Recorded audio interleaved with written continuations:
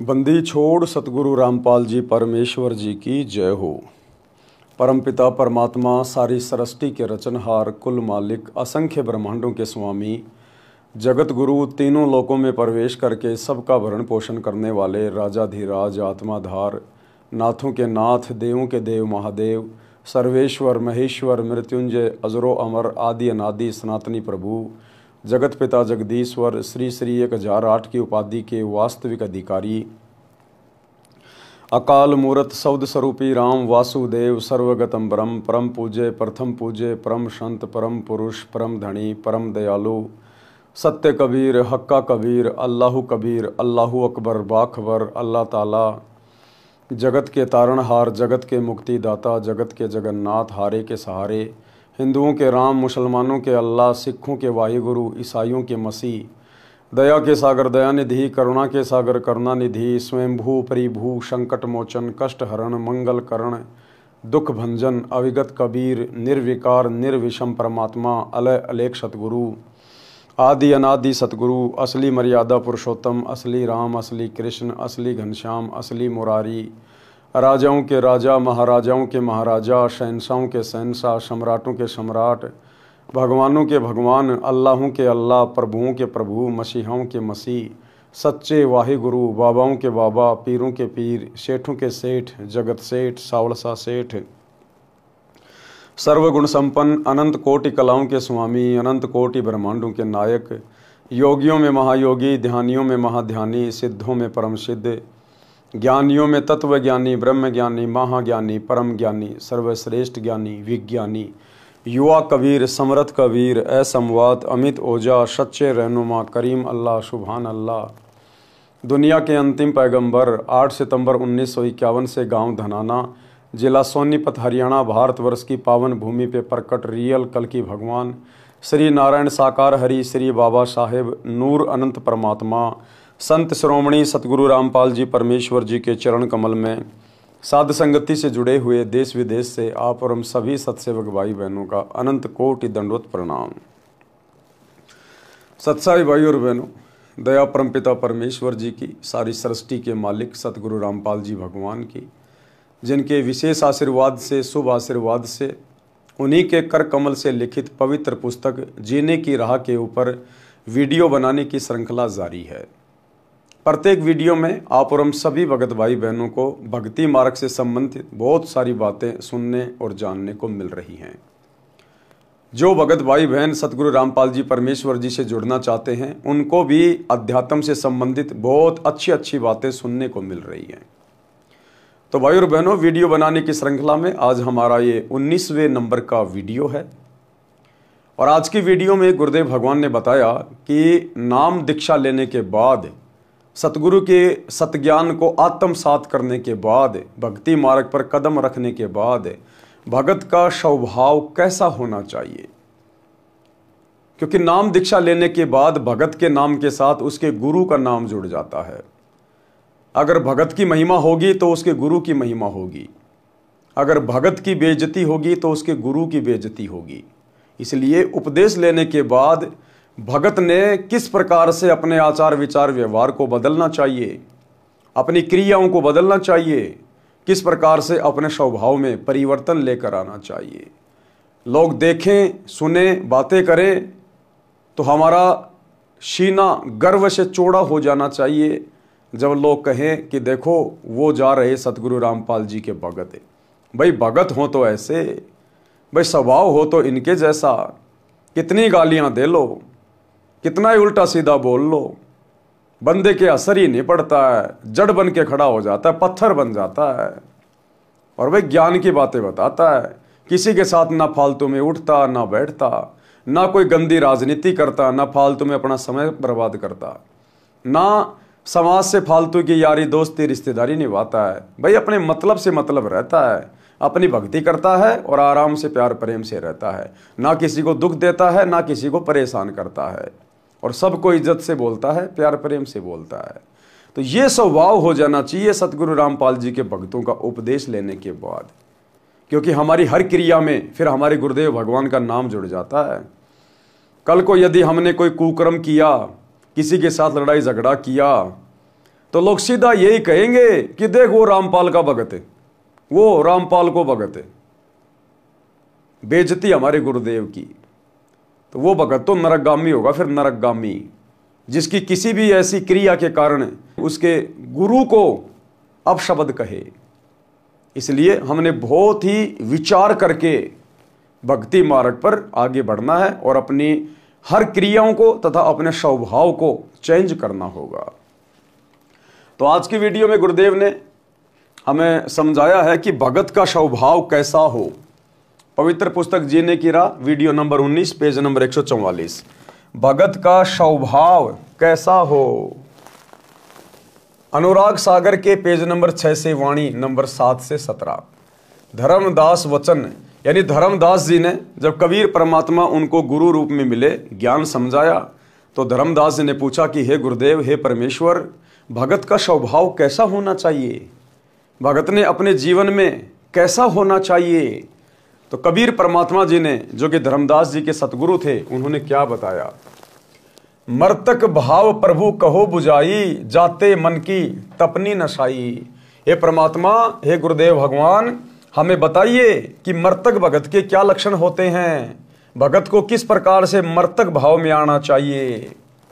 के ही विधि मर्तक हो ये जीवन, कहो विलोय नाथ अमृत धन। कबीर वचन, मर्तक के दृष्टांत उदाहरण। धर्मदास ये कठिन कहानी, गुरु गमते कोई बिरले जानी। कि हे धर्मदास, मेरे से उपदेश लेने के बाद मृतक भाव में आना, यानी भगत को जीवित ही मार लेना, जीवित ही मर जाना, यानी संसार से विमुख हो जाना, केवल भक्ति और भगवान के प्रति समर्पित होना, उसको कहते हैं जीवित ही मर जाना, मृतक भाव। कहते हैं धर्मदास, ये बहुत कठिन कहानी है।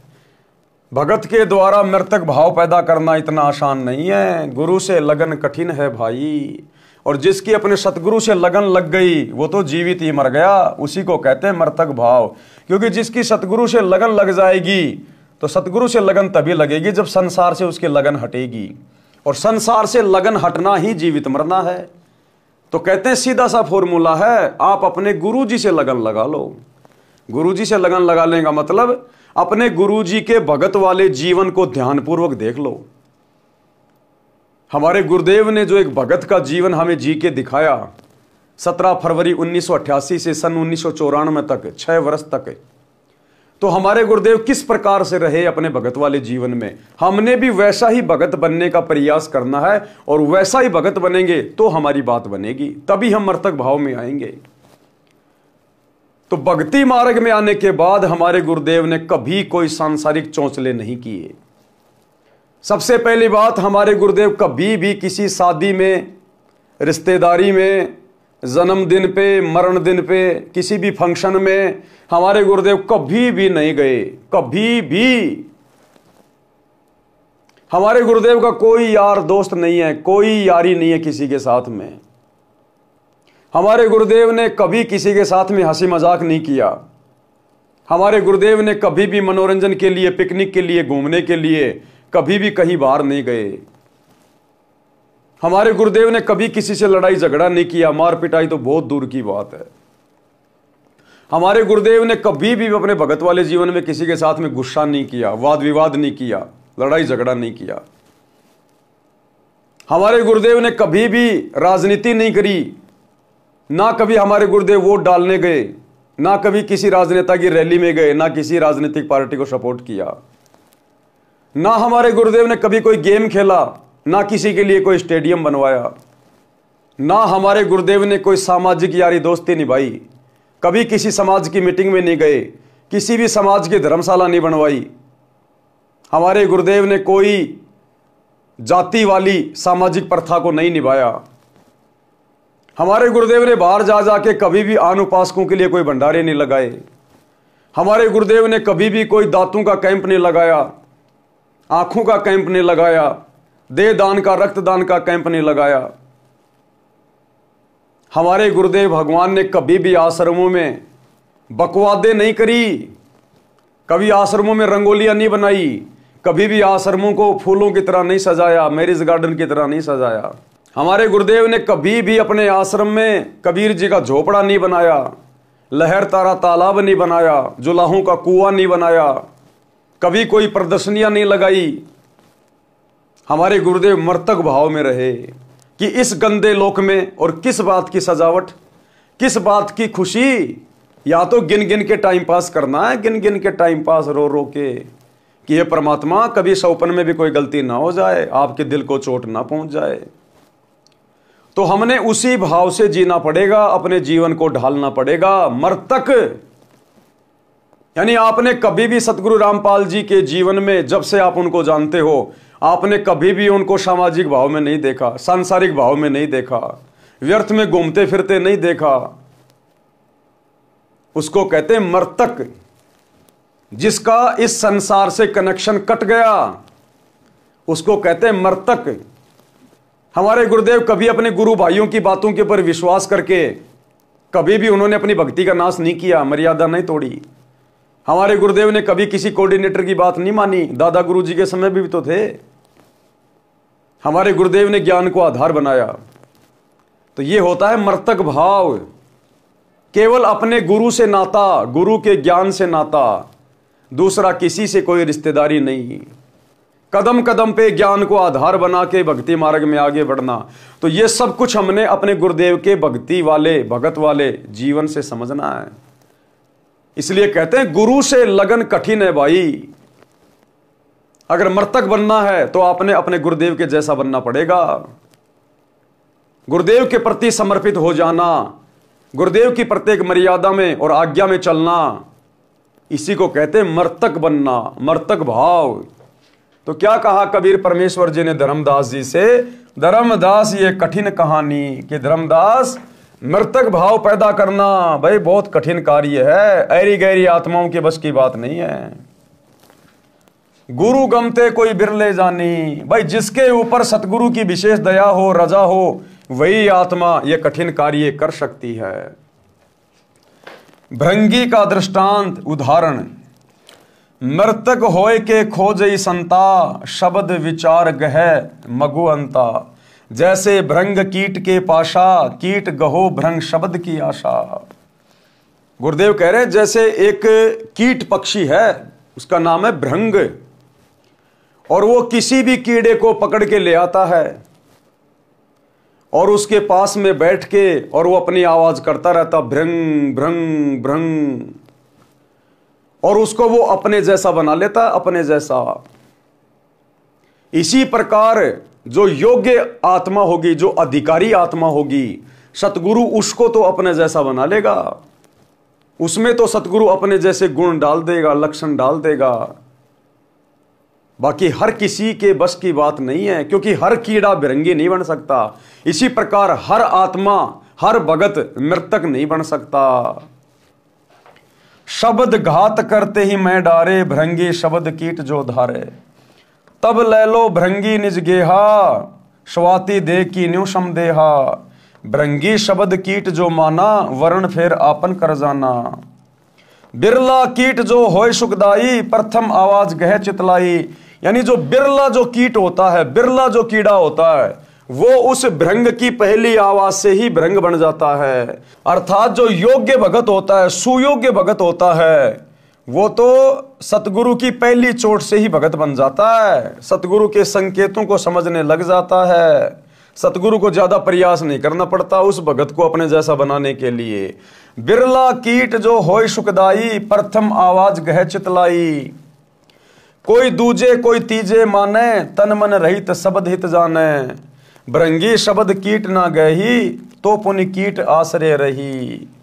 एक दिन कीट गहेसी भृंग भाषा, वर्ण बदले पूर्व आशा। मर्तक के और दृष्टांत अनुराग सागर के पेज नंबर 7 से वाणी नंबर 7 से 20। सुनहु संत यह मर्तक सुभाऊ, बिरला जीव पीव मगधाऊ। और सुनहु मर्तक का भेवा, मर्तक होय सतगुरु पद सेवा। यानी मर्तक होकर ही आप सतगुरु की पद्धति को भली भांति निभा सकते हो। आप सतगुरु के उस परम पद को प्राप्त कर सकते हो मर्तक भाव में आकर। ये मान बड़ाई अहंकार, जाटों से गले में माला डलवा के घूमना, 2 कोडी के राजनेताओं की रैलियों में धक्के खाना, अपने स्वार्थों में लिप्त होकर गांव वालों के लिए स्टेडियम बनाना, भक्तों को लूटने ठगने के लिए आश्रम को मनोरंजन का केंद्र बनाना, वो कभी भी मर्तक भाव में नहीं आ सकते। मर्तक छो तजे शब्द उर्धारे, छो तजे तो जीव उबारे। पृथ्वी का दृष्टांत फिर परमेश्वर ने बताया कि जिस प्रकार धरती, पृथ्वी, चाहे उसको कोई खोदो, चाहे कोई गड्ढा करो, चाहे कोई गंदगी डालो, चाहे कोई लैट्रिन डालो, पृथ्वी कभी कुछ नहीं बोलती, चसकती भी नहीं है। तो इसी प्रकार भगत को चाहे कोई इज्जत दे, चाहे कोई बेइज्जती करे, चाहे कोई अच्छा बोले, चाहे बुरा बोले, भगत के ऊपर कोई असर नहीं होना चाहिए। जस पृथ्वी के गंजन होई, चित अनुमान गहे गुण सोई। कोई चंदन कोई विष्टा डारे, कोई कोई कृषि अनुसारे। गुण अवगुण तिन सम कर जाना, तज विरोध अधिक सुख माना। ऊख का दृष्टांत यानी गन्ने को किस प्रकार से कोल्लू में डाला जाता है, उसको गर्म किया जाता है, किस प्रकार से उसका रस निकाला जाता है, वो चसकता भी नहीं है। तो एक के जैसा भगत ने बनना पड़ेगा, इतना सहनशील। औरों मर्तक भाव सुन ले हूं, निरखई परखी गुरु मग पग दे हूं। जैसे ईख किसान उगावे, रति रति कर दे कटावे। कोल्लू में पुनी ताही पिरावे, पुनी कड़ा में खूब उठावे। निज तनु दाहे गुड़ तब होई, बहुरी ताव दे खांड बिलोई। ताहू माही ताऊ पुंदीन्या, चीनी तबे कहावन लीन्या। चीनी होई बहुरत तंजारा, ताते मिश्री है नुसारा। मिश्री ते जब कंद कहावा, कहे कबीर सबके मन भावा। यानी इतना सहनशील। आगे परमेश्वर इनका सरलार्थ करके समझाएंगे हमें। यह विधि ते जो शिष कर ही, गुरु कृपया सहजे भव तरही। यानी इस विधि से अगर भगत अपने आप को भक्ति मार्ग पर लेकर चलेगा तो कहते हैं उसका मोक्ष हो पाएगा, अन्यथा वैसे नहीं होगा। भावार्थ अनुराग सागर पृष्ठ 6 पर लिखी पंक्ति नंबर 7 से 17 तक का भावार्थ है कि धनी धर्मदास जी ने परमेश्वर कबीर जी से विनय पूर्वक प्रश्न किया कि हे प्रभु, मुझे मर्तक का स्वभाव समझाओ, कैसा होता है, किस प्रकार जीवित मरना होता है। हे अमर परमात्मा, धर्मदास जी किसको कह रहे हैं अमर परमात्मा? अपने गुरु को, क्योंकि कबीर जी उस समय धर्मदास जी के सतगुरु के रूप में थे। तो अपने गुरु को क्या कह रहा है? हे अमर परमात्मा, क्योंकि गुरु स्वयं कबीर होता है, अमर होता है, अविनाशी होता है। हम भी रोज अपने गुरुदेव को अमर परमात्मा कहते हैं, लेकिन हम ध्यान नहीं देते। रोज संध्या आरती के लास्ट में अवगुण किए घनेरे, फिर भी भले बुरे हम थारे। दास को जान के निपट नदान, मोहे बख्श दियो अविनाशी। हम रोज अपने गुरु जी को संध्या आरती में अविनाशी कहते हैं, लेकिन हम मानते नहीं, हमारे को विश्वास नहीं है कि हमारे गुरु जी अविनाशी हैं। तो धर्मदास जी अपने गुरुदेव को कह रहे हैं, हे अमर परमात्मा, हे स्वामी, कृपया बिलोय अर्थात निष्कर्ष निकाल कर वह अमृत धन अर्थात अमर होने का मार्ग बताइए। परमेश्वर कबीर वचन मर्तक के दृष्टांत। परमेश्वर कबीर जी ने कहा कि हे धर्मदास, ये जो प्रश्न आपने किया है ये जटिल कथा प्रसंग है। यानी मर्तक भाव में आना भाई इतना आसान नहीं है धर्मदास। सतगुरु शरण में रहकर ज्ञान का इच्छुक ही इसको समझकर खरा उतरता है।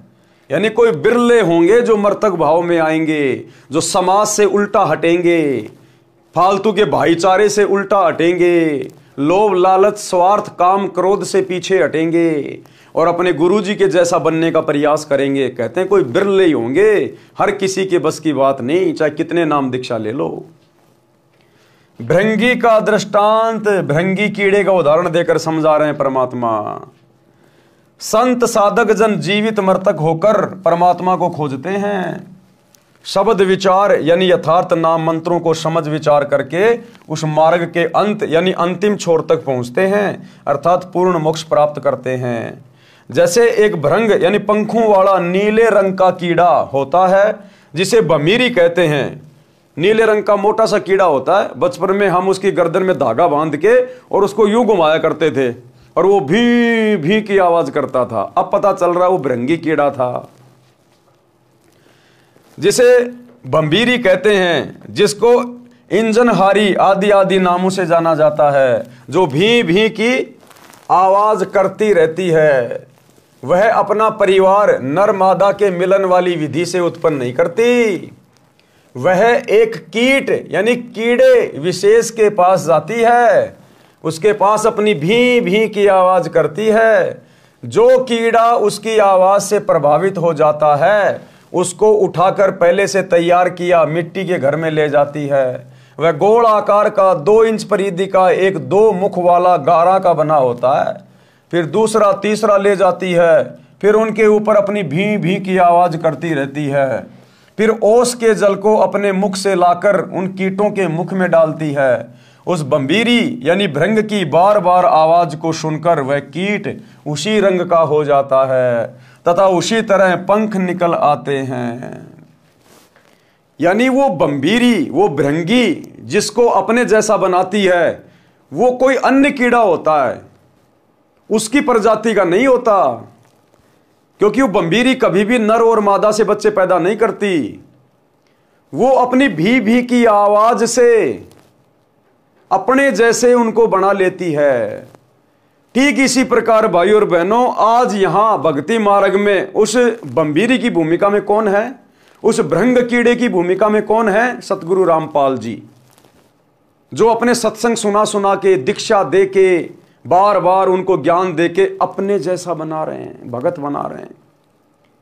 इसका मतलब जिस प्रकार वो बंबीरी सामान्य कीड़ा नहीं है, लेकिन सामान्य कीड़े को अपने जैसा बना लेती है, इसी प्रकार सतगुरु रामपाल जी हमारे जैसे सामान्य इंसान नहीं है, मानुष नहीं है। वो अपना ज्ञान देके, अपना नाम देके वो हम सामान्य मनुष्यों को अपना जैसा बना लेते हैं। अर्थात सतगुरु यहां का नहीं है। सतगुरु माता के गर्भ से जन्म लेके नहीं आया। जिस प्रकार वो भृंगी मां के गर्भ से उत्पन्न नहीं होता, इसी प्रकार सतगुरु सतलोक का राजा है, शहंशाह है। वो तो अपने जैसा हमें बनाना आया है और अपने सत्संग रूपी आवाज से भी करके, ज्ञान सुना सुना के वो हमें अपने जैसा बना रहा है सतलोक ले जाने के लिए। वह आवाज भी उसी की तरह भी करने लगता है। यानी कुछ दिनों बाद फिर वो भगत भी अपने सतगुरु से ज्ञान लेकर उसी की तरह अन्य को समझाने लगता है। वह आवाज भी उसी की तरह भी करने लगता है, बंबीरी ही बन जाती है। इसी प्रकार पूर्ण संत अपने ज्ञान को बंबीरी की तरह बार बार बोलकर सामान्य व्यक्ति को भी भगत बना लेता है। फिर वह भगत भी सतगुरु से सुने ज्ञान को अन्य व्यक्तियों को सुनाने लगता है। जिस प्रकार हम सत्सेवक भाई बहन वीडियो बना के अपने ही गुरुदेव के द्वारा दिए गए ज्ञान आधार से, अपने ही गुरुदेव के आशीर्वाद से ये वीडियो बना के हजारों की संख्या में अपने अन्य भगत भाई बहनों को भी समझा रहे हैं। पूरे संसार के लिए वीडियो बना रहे हैं, विश्व हित में वीडियो बना रहे हैं। हमारा भी संसार से कोई लेना देना नहीं है, यारी दोस्ती रिश्तेदारी हम सत्सेवकों की नहीं है। हम राजनेताओं की रैलियों में धक्के नहीं खाते, हम लड्डू जलेबी बर्फी के चक्कर में आश्रमों में धक्के नहीं खाते। हम अपने स्वार्थ के लिए दुनिया को खुश नहीं करते, स्टेडियम नहीं बनाते, जांच आरक्षण में नहीं जाते, गुंडों की सीबीआई जांच में नहीं जाते, लोगों की धर्मशाला नहीं बनवाते, लोगों के लिए फ्री में एम्बुलेंस नहीं चलाते, बसें नहीं चलाते, मजदूर बनकर रोडे नहीं बनवाते। क्योंकि हमारे को तो हमारे गुरुजी ने ज्ञान देके अपने जैसा बना लिया। हमें समाज से कोई लोभ लालच नहीं है, हमें किसी का कोई डर नहीं है, कोई भय नहीं है। क्योंकि हम कोई फर्जी आश्रम नहीं चलाते, हम कोई धार्मिक धंधा नहीं करते, तो हमें कोई भय भी नहीं है।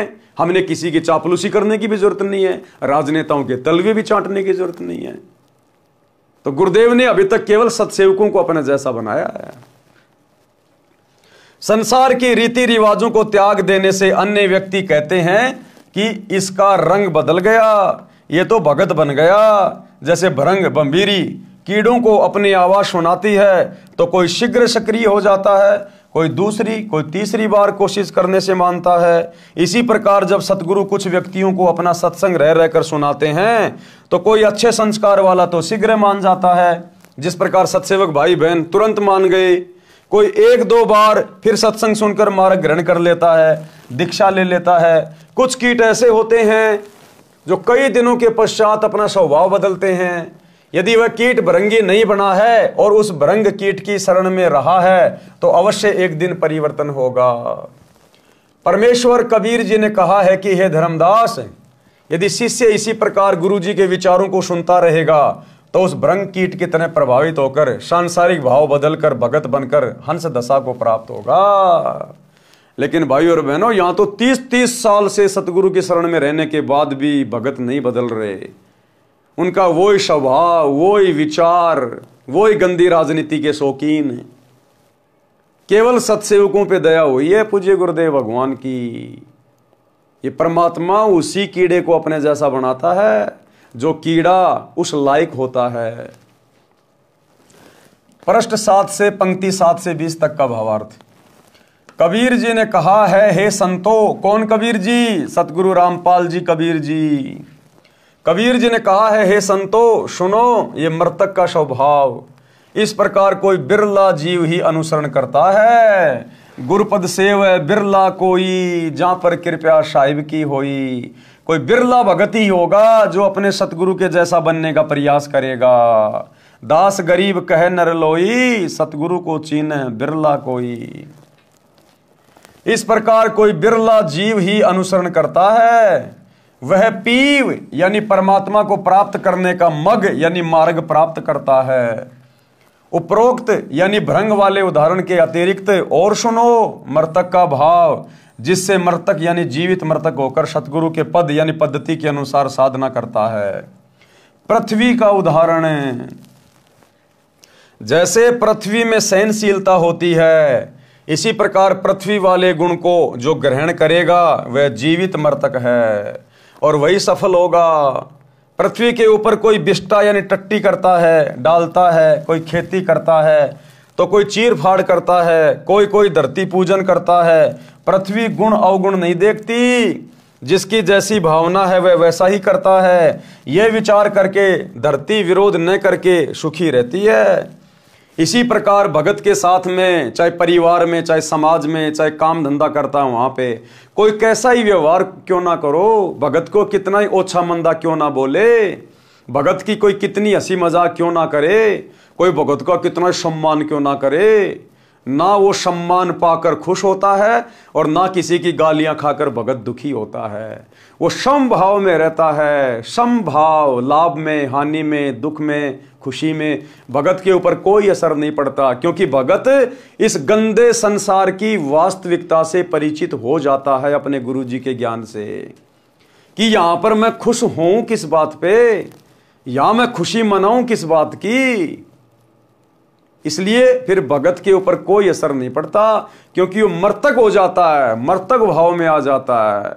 अब मरने के बाद इंसान को चाहे कोई जलाओ, चाहे कोई उसकी पूजा करो, चाहे कोई उसको जमीन में गाड़ो, वो कुछ नहीं बोलता है।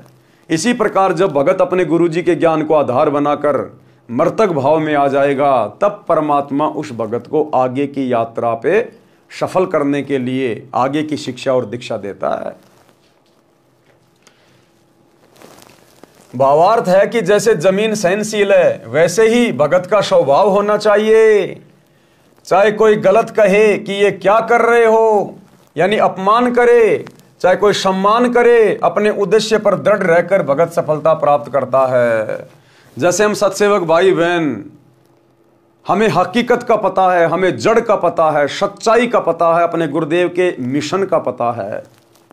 इसलिए हमारे खुद के भगत भाई बहन रात दिन हमारे पीछे पड़े रहते हैं। सतलोक आश्रम वाले हमारे ऊपर मुकदमे करवा रहे हैं, हमें जेल में भिजवा रहे हैं, हमारे को गालियां निकलवाते हैं, साध संगतियों में आके मार पिटाई करते हैं, पता नहीं क्या क्या बोलते हैं, तुम गुरुद्रोही हो, गंदे नाले के कीड़े हो, नरक में जाओगे, फलाना दिखना। लेकिन हम मतवालों के ऊपर कोई असर नहीं पड़ता, कोई असर नहीं पड़ता। गुरुदेव कहते हैं, बेटा जब हाथी चलता तो कुत्ते हजारों भोगते हैं, सैकड़ों भोगते हैं, उस हाथी पे कोई असर नहीं पड़ता उन कुत्तों के भोगने का। तो उसको कहते हैं मर्तक भगत। ईख यानी गन्ने का दृष्टांत। जैसे किसान ईख बीजता है, उस समय गन्ने के एक एक फुट के टुकड़े करके धरती में दबा देता है। ईख गन्ना बनने के पश्चात कोल्हू में पीड़ा जाता है, फिर रस को कड़ाहे में अग्नि की आंच में उबाला जाता है, तब गुड़ बनता है। यदि अधिक ताव गन्ने के रस को दिया जाता है तो वह खांड बन जाता है, जो गुड़ से भी स्वादिष्ट होती है। और अधिक ताव देने से चीनी बन जाती है, और भी अधिक गर्म किया जाता है तो मिश्री बन जाता है, फिर मिश्री से कंद बन जाता है। परमेश्वर कबीर जी ने कहा है कि हे धर्मदास, इस प्रकार यदि शिष्य भक्ति मार्ग में कठिनाई सहन करता है तो उतना ही परमात्मा का प्रिय बहुमूल्य होता चला जाता है। इस पवन दास के पीछे गुरुदेव के परिवार वाले, उनके बेटा बेटी, भाई बंधु, रिश्तेदार, कोऑर्डिनेटर कितने पीछे लगे। 10 साल से जीना हराम कर दिया, जीना हराम, मुकदमे करवा के देख लिए, जेल करवा के देख ली, मार पिटाई करके देख ली, जान से मारने का प्रयास कर लिया। धमकियों के तो सीमा नहीं, गालियां सुनाऊं तो तुम्हारे कानों के पर्दे फट जाएंगे। तो जितना इन्होंने मुझे दबाया, परेशान किया, उतना ही मेरे अंदर निखार आता चला गया, दृढ़ता आती चली गई सतगुरु के प्रति, भक्ति के प्रति। उतना ही मैं दृढ़ होता चला गया क्योंकि सतगुरु मेरे साथ साथ रहे। तो इसी प्रकार गुरुदेव हमें समझा रहे हैं कि आपके परिवार में, आपके गांव में या समाज में या रिश्तेदार हमें इस भक्ति मार्ग पर लगने के बाद चाहे हमारा कितना ही विरोध करें, कितना ही उल्टा सीधा बोलें, वो जितना हमें दुखी करने का प्रयास करें, हमने उतना ही दृढ़ता के साथ में संघर्ष करना है। उनको और अधिक अच्छा भगत बन के दिखाना है। अंत में उनको ये लगना चाहिए कि भाई हमने इस आदमी को बहुत दुखी किया, बहुत परेशान किया, लेकिन कभी इस आदमी ने हमारे को उफ तक नहीं कहा, कभी हमारे से लड़ाई झगड़ा करने का भी इसने प्रयास नहीं किया।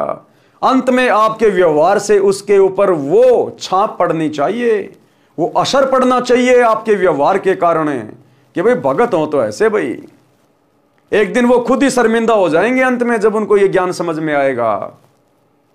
तो इस प्रकार से भाई और बहनों, दुनिया के दबाव से, प्रेशर से आप और हमने और अधिक दृढ़ होना चाहिए, संघर्ष की हिम्मत आनी चाहिए। क्यों? क्योंकि हम सत्य ज्ञान से जुड़े हैं, हम सतगुरु भगवान से जुड़े हैं। हमारा गुरु कोई ऐरा गहरा नथु बैरा नहीं है, कोई आचार्य शंकराचार्य नहीं है। हमारा गुरु सर्व सृष्टि का रचनहार है। तो कहते हैं सिर पर साई सत्य हैं, फिर तो को क्या भय रे।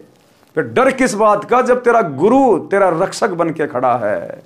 फिर तो भगत ने आंख बंद करके आगे बढ़ना चाहिए।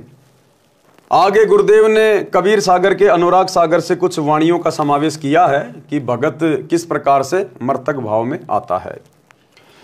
अनुराग सागर के पृष्ठ 8 तथा 9 का सारांश है कि साधक वही है जो अपनी सर्व इंद्रियों को संयम में रखता है, अपनी सभी इंद्रियों को संयम में रखता है। ये आंखें हमें गुरुदेव भगवान के दर्शन करने के लिए मिली हैं। इन आंखों को हमने अपने वश में रखना है। काल तो कोशिश करेगा इन आंखों से गंदी गंदी चीजें दिखाएगा, अश्लील चीजें दिखाएगा। मोबाइल खोलोगे आजकल पता नहीं क्या क्या आ जाता है, बिन बुलाए मेहमान की तरह। तो हमने संयम रखना है, हमने विचार करना है। ये काल का षड्यंत्र है जो मोबाइल में गंदी गंदी फिल्में आ रही हैं, नंगी नंगी फोटोएं आ रही हैं। ये काल का षड्यंत्र है। काल मुझे फंसाना चाह रहा है, मेरे मन को गंदा करना चाहता काल। तो तुरंत हमने विचार कर लेना चाहिए कि ये काल का षड्यंत्र है, हटा इसको, हटाओ। आंखों से केवल अपने गुरुदेव के सत्संग देखने हैं, कानों से सुनने हैं, अपने गुरुदेव के दर्शन करने हैं। जिव्या तो वाये भली जो रटे हरि को नाम, नहीं तो काट कर फेंक दो मुख में भलो ना चाम। इस जीव से हमने किसी को बुरा नहीं बोलना, कुवचन नहीं बोलने, झगड़ा नहीं करना, गालियां नहीं देनी। जीव का सदुपयोग करना है। ये परमात्मा की महिमा के लिए मिली है, मीठे वचन बोलने के लिए मिली है, भगत भाइयों को सच्चाई बोलने के लिए मिली है। ये हाथ वगैरह ये शुभ कर्म करने के लिए दिए भगवान ने, दान धर्म करने के लिए दिए हैं, आधीनी से हाथ जोड़ने के लिए दिए हैं। इन हाथों में सुमरणी पकड़ के मंत्र जाप करने के लिए दिए भगवान ने। इन हाथों का सदुपयोग करना है। इन हाथों से किसी के साथ में लड़ाई झगड़ा नहीं करना, मार पिटाई नहीं करनी, हाथों का दुरुपयोग नहीं करना। सारी इंद्रियों का हमने सदुपयोग करना है। इसलिए परमात्मा कहते हैं मर्तक भगत वो है जो अपनी सर्व इंद्रियों को संयम में रखता है। जैसा मिल जाए उसी में संतोष करे। रूप को देखकर, यानी किसी की शकल को देखकर, किसी के रंग को देखकर ना किसी की प्रशंसा करे, ना किसी को कुवचन कहे। भगत के लिए चाहे भगत कोई सांवड़ा हो चाहे गोरा हो, हमें गुरुदेव ने हकीकत बता दी इस शरीर की कि बेटा चाहे गोरा हो चाहे सांवला हो, कोई ठिगना हो चाहे कोई 7 फुट का हो, इस शरीर में वो गोबर भरा है, टट्टी भरा है, थूक लार पेशाब मांस। भगत को सम भाव से सभी भक्तों के प्रति व्यवहार करना चाहिए। रूप को देखकर उस पर आकर्षित नहीं होवे और कुरूप को देखकर घृणा ना करे। दोनों को दिव्य ज्ञान की नजरों से देखे कि ऊपर का चाम गोरा या काला है, शरीर में हाड़ मांस सब एक जैसा है तथा जरा सा रोग होने पर गल जाता है, संडास बदबू मारने लगती है। इस प्रकार विवेक से भक्ति करे। यदि कोई सम्मान करता है, प्यार से बोलता है तो खुशी महसूस ना करे। अगर कोई भगत की बड़ाई करता है, चापलूसी करता है, तो भगत ने बिल्कुल भी प्रसन्न नहीं होना चाहिए, अंदर अंदर खुशी नहीं मनानी चाहिए। यह भी एक काल का जाल है बहुत बड़ा। इसीलिए दास सभी भाई बहनों को बार बार कहता है कि मेरी कोई बड़ाई ना किया करो, कभी भी मुझे महत्व ना दिया करो, मुझे अच्छा सा नहीं लगता। जो मेरे गुरुदेव की बड़ाई करता है, मेरे गुरुदेव की प्रशंसा करता है, तो मेरा खून ऑटोमेटिक ही बढ़ जाता है। यदि कोई सम्मान करता है, प्यार से बोलता है, तो खुशी महसूस ना करें। यदि कोई कुबोल यानी कुवचन कहता है तो दुख ना माने, उनकी बुद्धि के स्तर को जानकर शांत रहें। तभी तो पिछले 10 साल से हम सत्सेवक भाई बहन सहन करते आ रहे हैं। साध संगतियों में आकर गुरुदेव के परिवार ने, इन कोऑर्डिनेटरों ने, आश्रम वाले भक्तों ने हमारे साथ में कितनी बदतमीजियां की, मार पिटाई, लड़ाई झगड़ा, पुलिस वालों को लेकर आ गए, पुलिस वालों को शराब पिला के भक्तों को पिटवा रहे हैं, मुकदमे करवा दिए, जेल में डलवा दिया, गालियों की सीमा नहीं। लेकिन किसी भी सत्सेवक भाई बहन के मुख से आपने एक भी गाली नहीं सुनी होगी, एक भी गाली। तो परमेश्वर अपने सत्सेवक बच्चों को धीरे धीरे साथ संगति से जोड़कर मर्तक भाव में ला रहे हैं। हमें उनकी बुद्धि के स्तर का पता है, इसलिए हम शांत हैं। उनकी बुद्धि के स्तर को जानकर शांत रहें। यदि कोई अच्छा भोजन, खीर खांड हलवा पूरी खिलाता है तो उसी कारण उसे प्रभावित ना हो, उसको उसका कर्म का फल मिलेगा। यदि कोई रूखा सूखा भोजन खिलाए तो उसको अधिक भाव से, प्रेम से खाना चाहिए। काम वासना, सेक्स को महत्व ना दें। क्या कह रहे हैं गुरुदेव? काम वासना यानी सेक्स को महत्व ना दें। बिल्कुल रिजेक्ट कर दिया परमात्मा ने। सबसे बड़ा रोग है, सबसे बड़ा रोग। कामी क्रोधी लालची इनसे भक्ति ना होए, भक्ति करे कोई शूरमा, जात वर्ण कुल खोए। जिस दिन भगत साध संगति से जुड़ जाएगा और विषय वासना पे कंट्रोल कर लेगा, बिल्कुल दिल से त्याग देगा, उस दिन वो भगत सार नाम के योग्य होगा। उस दिन काम वासना अर्थात सेक्स को महत्व ना दें, वही भगत वास्तव में परमेश्वर प्राप्ति कर सकता है। वही भगत वास्तव में परमेश्वर की प्राप्ति यानी सतलोक की प्राप्ति। कौन? जो काम वासना को बिल्कुल भी महत्व ना दे। अब बताओ भाई और बहनों, अब साध संगतियों में जो रजोगुण से दूर होने की परमात्मा ने मुहिम चलवाई है और हजारों की संख्या में भाई बहन जो पहले पति पत्नी थे अब भाई बहन के रिश्ते में आ गए। अब बताओ ये परमात्मा का एक विशेष कारण है कि नहीं है? स्पष्ट कर दिया गुरुदेव ने कि जब तक आप विषय वासना में हो, रजोगुण में हो, आप परमात्मा प्राप्ति नहीं कर सकते। तो बताओ फिर किसकी प्रेरणा से, किसके आशीर्वाद से साथ संगति में रजोगुण से दूर हटने की मुहिम चलाई जा रही है? एक पवन दास नाम के 2 कोटि के जीव के कहने से कोई रजोगुण से दूर नहीं हो सकता। ब्रह्मा विष्णु महेश की औकात नहीं है रजोगुण से दूर होना। और मेरे जैसे 2 कोटि के प्राणी के कहने से, और आप हजारों भगत भाई बहन के रिश्तों में आ चुके हो, तो कौन करवा रहा है? इस कुत्ते को आशीर्वाद देके, इस कुत्ते के मुख से सतगुरु रामपाल जी भगवान ये वचन बुलवा रहे हैं। और पहले परमात्मा ने इस कुत्ते को तैयार किया, साफ सुथरा किया, तब कहीं जाकर मेरे माध्यम से वो वचन आप भाई बहनों के ऊपर असर कर रहे हैं। क्योंकि साध संगति सतलोक के लिए गुरुजी का ट्रेनिंग सेंटर है। ये विकार साध संगति से जुड़कर ही दूर हो सकते हैं, अन्यथा ये विकार दूर नहीं होंगे। इसलिए साध संगति गुरुदेव का असली मार्ग है। काम वासना अर्थात सेक्स को महत्व ना दें, वही भगत वास्तव में परमेश्वर प्राप्ति कर सकता है। क्लियर कर दिया गुरुजी ने। जब तक रजोगुण में रहोगे, कामी क्रोधी लालची इनसे भक्ति न होए, भक्ति करे कोई सूरमा, जात वर्ण कुल खोए। यदि काम वासना परेशान करे तो उसको भक्ति नाम सुमरण में लगाकर आनंद प्राप्त करे। अगर काम वासना ज्यादा परेशान करे तो गुरुदेव कहते हैं तुरंत सत्संग सुनना शुरू कर दे, या तुरंत अपना सुमरण पे ध्यान लगा ले।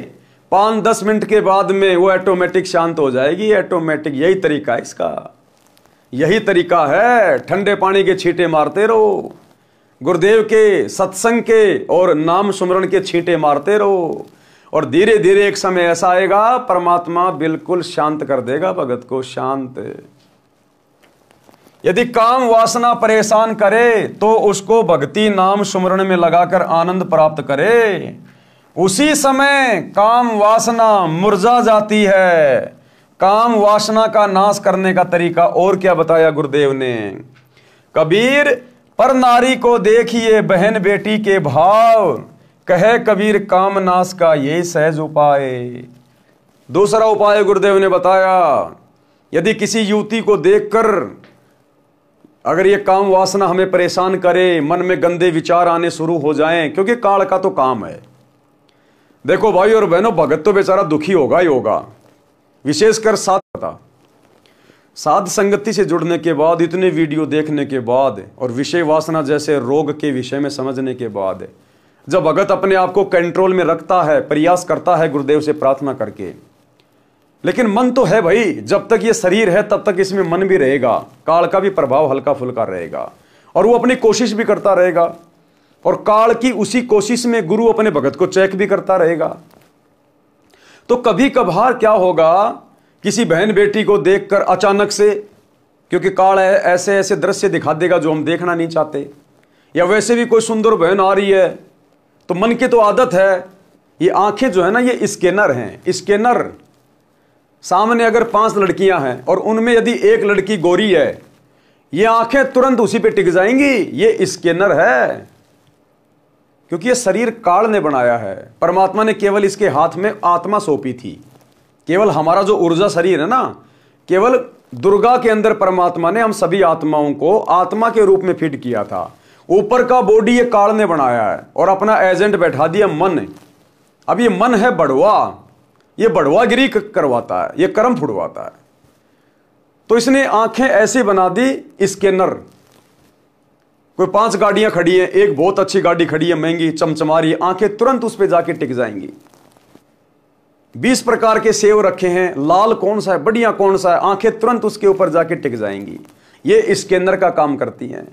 तो इसी प्रकार कोई सुंदर बहन, कोई आकर्षक बहन आ रही है, माता बहन, तुरंत ही आंखें एक बार जाएंगी उधर, ना चाहते हुए भी, भगत की भी जाती हैं। यह बात अलग है कि तुरंत परमात्मा का तत्व ज्ञान दीवार बन के खड़ा हो जाता है कि भगत जी अपना काम नहीं है भाई, ये तो मन की बकवाद है।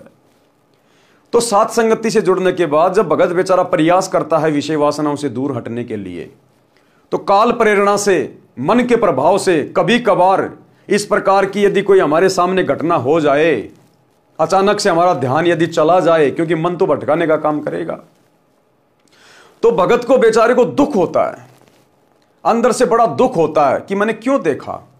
वो देखना नहीं चाहता, उसको अब अच्छा नहीं लग रहा, लेकिन वो मन कोशिश कर रहा है कि मैं इसको कोशिश करूं इसको डगमग करने की। तो जैसे ही एकदम से नजर जाती है तो क्या होगा, अंदर से भगत दुखी होगा। आत्मा जो होती है ना, वो तुरंत क्या बोलेगी, अरे नहीं भगत जी अपना काम नहीं है, अरे नहीं नहीं नहीं नहीं। अंदर से भगत दुखी होता कि मैंने क्यों देखा। ऐसा महसूस होगा जैसे मेरा भक्ति बैलेंस डाउन होता जा रहा है, मेरा रिचार्ज खत्म हो गया उसको देखने मात्र से। भगत को बड़ा दुख होता है अंदर अंदर कि मैंने क्यों देखा, लेकिन वो भगत ने नहीं देखा, वो मन कोशिश कर रहा है भगत को डगमग करने की। तो परमेश्वर भी उसमें भगत की परीक्षा ले लेता है। फिर अगर मन ने कोशिश की, हमारी आंखें उधर गई, हमने देखा, और फिर हम मन लगा के देखने लग जाएं, हाँ भाई बहुत सुंदर है भाई, फिर हम गए काम से, फिर हम काम से गए। यदि हमारी आत्मा ने कोई विरोध नहीं किया और यदि हम मन की चाल में आके देखने लग गए, फिर हम गए काम से। इसका मतलब अभी आत्मा बहुत डाउन है, आत्मा बहुत डाउन है, मन तुम्हारा रिचार्ज है। तो जिस दिन सतगुरु की मर्यादाओं से हटकर ये काल हमसे कोई भी कैसा काम करवाए, प्रयास करे, और यदि हमारी आत्मा इसका विरोध करने लग जाए और आत्मा अंदर से दुखी हो कि ये क्यों हो रहा है, ऐसा नहीं होना चाहिए, गुरुजी ने मना कर रखा है, ये गलत बात है, तो समझो आप धीरे धीरे भगत बनने की प्रोसीजर में आगे बढ़ रहे हैं। आपके ऊपर सतगुरु के ज्ञान का असर हो रहा है, आपकी आत्मा रिचार्ज होके ऊपर उठ रही है, मन को रोक रही है, टोक रही है। तो ये पहचान होती है भाई और बहनों कि हमारी भक्ति चल रही है या फिर नहीं चल रही है। और कोई भी बकवाद वाला काम हो रहा है, कहीं कोई रागनी चल रही है, कोई फिल्मी गाना चल रहा है, हम भी पैर उठा के यूं करने लग गए। सामने से कोई बहन बेटी आ रही है, हम लगातार ही देखने लग गए। अरे पहली नजर तो जा सकती है, किसी पे भी जा सकती है, हमारे बस की बात नहीं है। अब देखना तो पड़ेगा, रोड पे चलेंगे तो कहते हैं पहली नजर इंसान की और दूसरी नजर फिर शैतान की। अगर पहली बार नजर गई और आत्मा ने कहा कि नहीं नहीं नहीं भगत जी क्या कर रहे हो, हटो यहां से, कुछ ही सेकंडों का काम होता है ये, जैसे देखा तुरंत नजरें हट जाएंगी हमारी, तुरंत गुरु जी का ज्ञान याद आ जाएगा। तो कहते हैं पहली नजर इंसान की, और यदि तूने उसमें इंटरेस्ट लेना शुरू कर दिया, दूसरी बार देखा, तीसरी बार देखा, मुड़ मुड़ के देखा उसकी ओर, फिर कहते हैं वो शैतान की नजर है, फिर काल का प्रभाव ज्यादा है। तो ये भगत का फॉर्मूला है अपने आप को चेक करने का। तो क्या कह रहे हैं गुरुदेव, उसी समय काम वासना मुरझा जाती है। कब? जब हम तुरंत गुरुदेव का सुमरण करने लग जाएं, कोई सत्संग सुनने लग जाएं। काम वासना नाश करने का अन्य तरीका, पर नारी को देखिए बहन बेटी के भाव, कहे कबीर काम नाश का ये सहज उपाय। जब भी मन बकवाद करे तो तुरंत सामने वाली को अपनी बहन या बेटी की दृष्टि से देखना चाहिए कि मेरे घर में भी तो मेरी माँ है, ऐसी तो है, इसके क्या कुछ अलग थोड़ी है। अरे इस बहन बेटी के कुछ अलग थोड़ी है, यही शरीर, यही स्तन, यही चेहरा, यही बाल, सब कुछ तो मेरी माँ के है, मेरी बहन के है, मेरी बेटी के है। जब घर में उनको देख के मेरे अंदर कोई आसक्ति नहीं आती, कोई विषय वासना नहीं जागती, तो ये भी तो मेरी बहन ही है। अरे हम सब सतलोक से तो आए हुए हैं, हम सब एक ही पिता की तो संतान हैं, ये भी तो मेरी बहन ही है। इस जन्म में नहीं हुआ तो क्या हुआ, सतलोक में तो मेरी बहन थी। इस जन्म से पहले ना जाने कितनी बार ये आत्मा मेरी बहन रह चुकी है, मेरी मां रह चुकी है। तो फिर गुरुदेव कहते हैं आपने इस भाव से भी इस मन पापी को रोकना चाहिए कि भैया सब एक जैसी हैं, ये भी मेरी बहन जैसी है, मेरी मां जैसी, इसमें क्या अंतर है बताओ। तो इस प्रकार से हमें थोड़ा प्रयास करना चाहिए। मोक्ष प्राप्ति का अन्य भाव, अनल यानी अलल पक्षी जैसा भाव। जैसे एक अनल पक्षी जिसको अलल पंख भी कहते हैं, आकाश में रहता था, अब नहीं रहता वो पक्षी। बहुत बड़ा बताया गुरुदेव ने, वो द्वापर युग तक था। उसके बाद में वातावरण में पोल्यूशन बहुत ज्यादा हो गया, जिस कारण से उसकी प्रजातियां नष्ट हो गई। वो हमेशा ऊपर आकाश में रहता था, उसके पंख बहुत बड़े बड़े बताए गुरुदेव ने, एरोप्लेन से भी बड़े बड़े पंख। वो एक बार अपने पंखों को फड़फड़ा के यूं कर लेता था तो कई दिनों तक वो वहीं पे स्थिर रहता था। वो तो परमात्मा की रजा है, मालिक ने जिसको जैसा कोई गुण दे रखा वो तो वैसा ही होगा। और वो 5-5 हाथियों को एक बार में धरती से अपने पंजों में दबा के, चोंच में भर के और ऊपर लेके उड़ जाता था। इतना भारी पक्षी था वो द्वापर के अंत तक था। उसके बाद फिर वो पक्षी धीरे धीरे विलुप्त हो गया, क्योंकि पृथ्वी पर धीरे धीरे जंगल भी नष्ट हो गए। अब वो अंडा देता था वहां पर जहां पर केले के पेड़ होते हैं बहुत ज्यादा।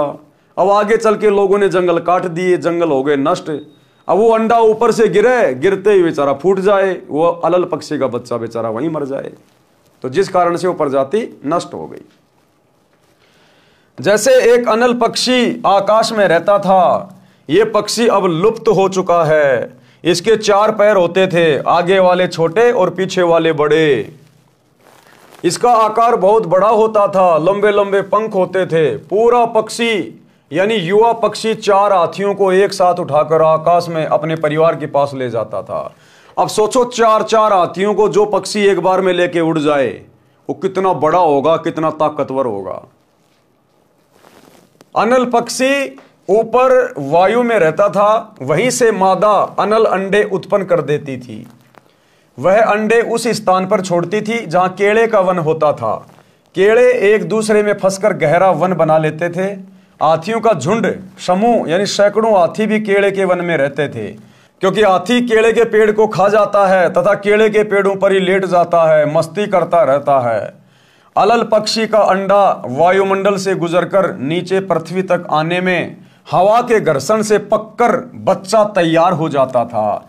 यह प्रोसीजर है जो परमात्मा ने सेट कर रखी है कि जैसे ही आकाश से वो अंडा मादा छोड़ेगी, वो अंडा नीचे आएगा और नीचे आते समय बीच में हवा के घर्षण से वो अंडा पक जाता था, बच्चा उसमें तैयार हो जाता था। वह अंडा केले के पेड़ों के ऊपर गिरता था।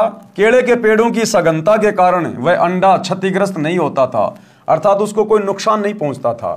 केवल इतनी गति से केले के पेड़ों को तोड़कर पृथ्वी पर गिरता था कि अंडा फूट जाए।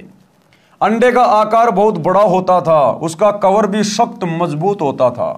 बच्चे के बचाव के लिए अंडे के कवर तथा बच्चे के बीच में गद्देदार पदार्थ होता था जो पृथ्वी के ऊपर गिरते समय बच्चे को चोट लगने से बचाता था। देखो, इस परमात्मा ने हर प्राणी की सुरक्षा का इंतजाम कर रखा है। ये बंदी छोड़ने हर प्राणी की। अनल पक्षी का बच्चा पृथ्वी पर अन्य पक्षियों के बच्चों के साथ रहता था। यानी परमात्मा हमें उदाहरण दे रहे हैं, भूलना नहीं चाहिए कि भगत ने कैसा होना चाहिए, मर्तक भगत के क्या लक्षण हैं। तो एक उदाहरण है अनल पक्षी के बच्चे का। अब वो बच्चा अपने माता पिता से ऊपर से नीचे आया। अब उस बच्चे को यह भी नहीं पता, क्योंकि अंडा तो नीचे आके फूटा, अब उसको तो यह भी नहीं पता तेरे माता पिता कौन है, कहां है, लेकिन ऑटोमेटिक उसका ध्यान ऊपर अपने माता पिता की तरफ रहता है। एक क्षण भी वो बच्चा ध्यान से दूर नहीं होता। वो बाकी जंगल में बाकी पक्षियों के साथ में खेलता है, रहता है, खाता है, लेकिन उसकी सुरती ऊपर रहती है कि ये मेरा देश नहीं है, ये मेरे रहने की जगह नहीं है, मुझे यहां नहीं रहना, मुझे एक दिन जाना है मेरे माता पिता के पास। वो जाने की तैयारी करता है, अच्छा खासा खाता है, पीता है, मजबूत हो जाता है, कई बार ऊपर तक उड़ उड़ के देखता है और अंत में लेके 4 हाथियों को और फिर उड़ जाता अपने माता पिता के पास। तो अब हमें सतगुरु ने आके समझा दिया कि बच्चों, तुम सतलोक से नीचे गिरे हो, तुम इस काललोक के नहीं हो, तुम सतलोक से नीचे गिरे हो। तुम्हारा परमात्मा कबीर भगवान है और अब तुम्हें आके जानकारी दे दी गई, सृष्टि रचना बता दी, तुम्हें रास्ता बता दिया है। अब बढ़िया से भक्ति की खुराक खाओ, मर्यादा मत तोड़ो और संसार से लगन मत लगाओ। यारी दोस्ती रिश्तेदारी में, घर परिवार के मोह ममता में मत पड़ो। जिस प्रकार वो अनल पक्षी का बच्चा पक्षियों में रहता है, खेलता है, खाता है, लेकिन उसकी सुरती ऊपर रहती है। वो उन दोस्तों के अंदर लगाव नहीं लगाता, उसका कोई मोह नहीं होता। उसको पता है कि ये मेरे साथी नहीं है, मुझे तो ऊपर जाना है, मेरे माता पिता ऊपर हैं। तो इसी प्रकार सतगुरु से ज्ञान लेने के बाद अब हमने ज्यादा लगाव संसार से नहीं रखना। अपने बेटा बेटी से, बच्चों से, पोता पोतियों से हमने विशेष मोह नहीं रखना, मोह ममता में नहीं पड़ना। हमारी सुरती, हमारा ध्यान पल पल ये होना चाहिए, मैंने तो सतलोक जाना है। गुरुजी क्या समझाते हैं, गुरुजी क्या समझाते हैं, अगर काल ने तुझे यहीं रख लिया तो बेटा फिर तू जन्म दर जन्म, जन्म दर जन्म यही धक्के खाता रहेगा, उलझा देगा। तो भगत कहते हैं संसार में रहे, अपना काम धंधा भी करे, सबसे मीठा बोले, परिवार में प्रेम से रहे, लेकिन ममता किसी से नहीं। सुरती हमेशा सतलोक की तरफ कि मुझे तो मेरे परमात्मा के पास जाना है, मेरे गुरुदेव के पास जाना है, मैंने तो सतलोक में जाना है, ये मेरा देश नहीं है। तो इस प्रकार से अनल पक्षी का बच्चा पृथ्वी पर अन्य पक्षियों के बच्चों के साथ रहता था, उनसे मिलकर उड़ता था, परंतु उसकी अंतरात्मा ये मानती थी कि ये मेरा घर यानी परिवार नहीं है। और हमने ज्ञान आधार से गुरुदेव के सत्संगों से विचार करना है, और हकीकत है कि ये काललोक हमारा परिवार नहीं है, हम तो सतलोक से आए हैं, सतलोक से, और हमने सतलोक में ही जाना है। अंतरात्मा ये मानती थी कि ये मेरा घर यानी परिवार नहीं है, मेरा परिवार तो ऊपर है, मैंने ऊपर अपने परिवार में जाना है। हम भक्तों का परमानेंट परिवार, हमारे रियल माता पिता भाई बंधु सतलोक में हैं, हमारे इंतजार में हैं। आज जो हमारा परिवार है यहाँ पर, ऐसे ऐसे तो ना जाने अरबों खरबों हमारे परिवार बन चुके हैं। यहाँ के परिवार तो यही मिट्टी में मिल जाते हैं। हमारा अविनाशी परिवार, शाश्वत परिवार सतलोक में हमारा इंतजार कर रहा है कि बच्चा खेलने गया था, अभी तक आया क्यों नहीं। इच्छा रूपी खेलन आया, ताते सुख सागर नहीं पाया।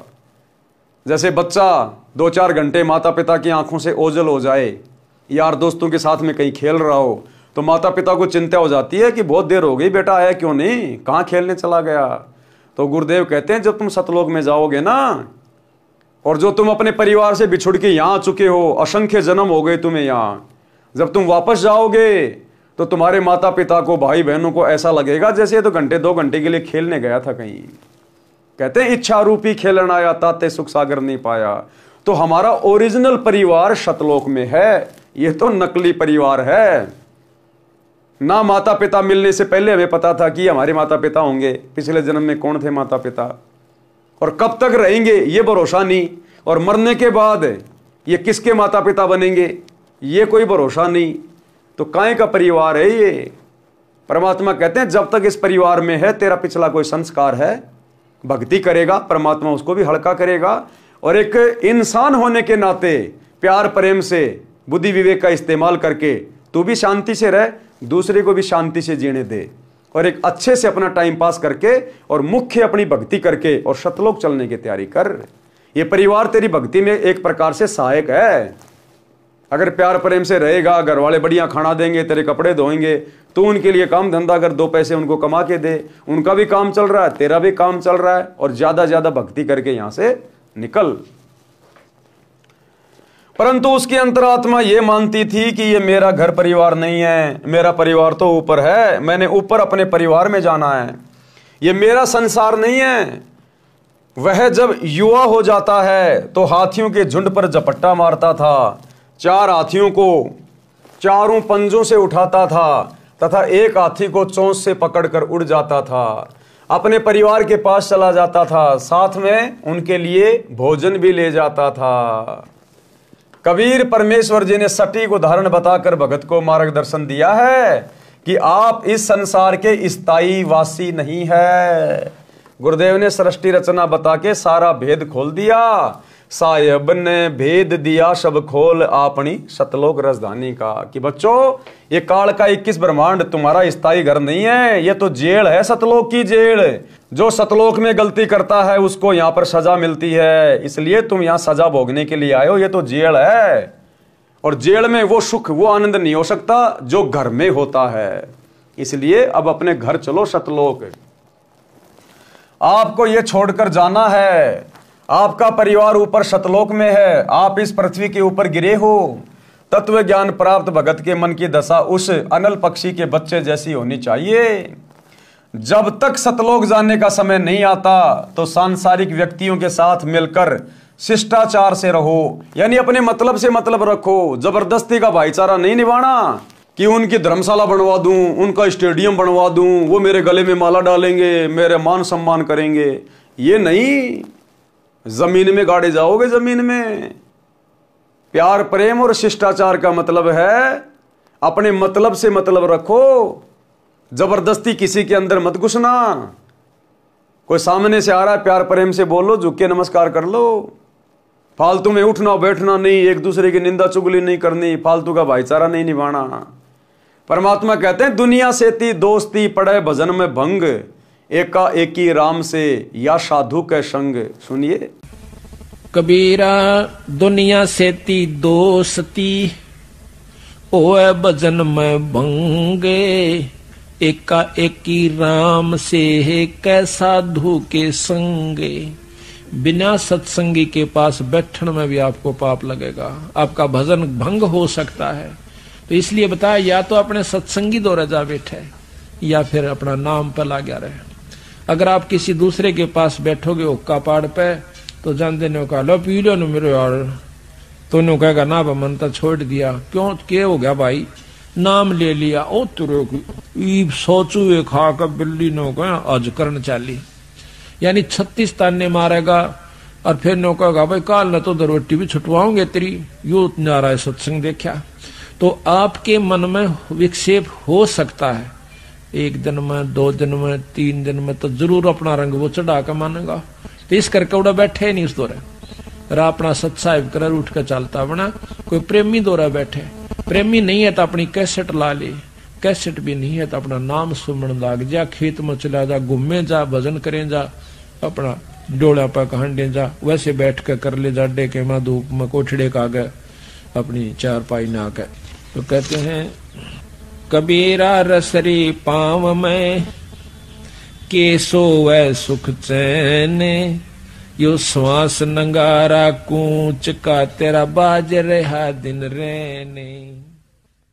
तो इस प्रकार भाई और बहनों, हमने गुरुदेव के प्रत्येक वचन को आधार बनाकर और भक्ति मार्ग पे सावधानी से चलना है।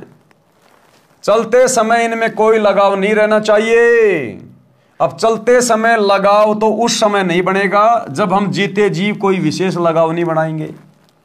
कोई हमारा बेस्ट फ्रेंड नहीं होगा तो चलते समय बेस्ट फ्रेंड याद आएगा नहीं। भगत का कोई फ्रेंड होता ही नहीं। बच्चों में, बेटा बेटी में, पोता पोतियों में हमारा कोई विशेष मोह ममता नहीं होगी तो चलते समय कोई विशेष लगाव बनेगा नहीं। और बेटा बेटियों में उलझा रहा, उनको मास्टर हेडमास्टर बनाने की चिंता में लगा रहा, पोता पोतियों को चिपका के रहता है छाती से 24 घंटे, हाय मेरा लल्ला, हाय मेरा पिल्ला। भाई वो लल्ला पिल्ला अंत समय में यहीं पे उलझा के रख लेंगे। तेरी जिम्मेदारी है बुढ़ापे में उनको खिला, धूप में बैठ के आराम से। अब खिलाएगा नहीं तो तेरे को टुकड़े नहीं मिलेंगे, तो बस उनको खिला, वो मजदूरी कर, नौकरी कर, उनको चुम्मा चाटी ज्यादा मत कर, आवश्यकता से ज्यादा उनको सिर पे मत चढ़ा। ये लल्ला पिल्ला अंत में यही रोक के रख लेंगे। तो परमात्मा कहते हैं अपनी जिम्मेदारियों तक सीमित रहो, बाकी अपना सुरती अपने परमात्मा में रखो। चलते समय इनमें कोई लगाव नहीं रहना चाहिए। अपनी नाम सुमरण की कमाई तथा पुण्य धर्म की कमाई साथ लेकर उड़ जाना है। अपने परिवार के पास अपने निज घर सतलोक में जाना है। अनुराग सागर के पेज नंबर 152 का सारांश। इस पृष्ठ पर परमेश्वर ने शरीर के अंदर का गुप्त भेद बताया है। इस मानव शरीर में 72 नाड़ियां हैं, उनमें 3 ईड़ा, पिंगला, सुषमना मुख्य है, फिर एक विशेष नाड़ी है ब्रह्मरंध्र। परमेश्वर कबीर जी ने बताया है कि धर्मदास मन ही ज्योति निरंजन है। सारी बकवाद कौन करवाता है? मन। ये मन ही काल है, मन ही ज्योति निरंजन है। और मन के ऊपर कंट्रोल हो, यही सतगुरु चाहते हैं कि हम अपने मन पे कंट्रोल करें। जब मन पे कंट्रोल होगा तभी हम काम, क्रोध, लोभ, मोह, अहंकार वाली स्थिति से दूर हट सकते हैं। और इससे हटे बिना हम भगत नहीं बन सकते। और ये हटेगा गुरु को परमात्मा मानकर भक्ति करने से, गुरु के प्रति समर्पित होकर भक्ति करने से। परमेश्वर कबीर जी ने बताया है कि धर्मदास मन ही ज्योति निरंजन है। इसने जीव को ऐसे नचा रखा है जैसे बाजीगर बंदर को नचाता है। इस शरीर में 5 तत्व, 25 प्रकृति तथा 3 गुण काल के 3 एजेंट हैं। जीव को धोखे में रखते हैं। इस शरीर में काल निरंजन तथा जीव दोनों ही मुख्य भूमिका में हैं। काल निरंजन मन रूप में सब पाप करवाता है, पाप जीव के सिर रख देता है। अनुराग सागर के पेज नंबर 153 का सारांश। काल ने ऐसा धोखा कर रखा है कि जीव परमेश्वर को भूल गया है। लेकिन भाई हमें तो गुरुदेव ने समझा दिया। आकर परमेश्वर ने सृष्टि रचना के माध्यम से पूरी जानकारी दे दी कि मन कौन है, क्या भुला दिया, क्या तुम्हें याद रखना चाहिए था, क्या याद करोगे तब तुम जाकर सफल होगे। मन कैसे पाप पुण्य करवाता है। मन ही काल कराल है, यह जीव को नचाता है। सुंदर स्त्री को देखकर उससे भोग विलास करने की उमंग मन में उठाता है।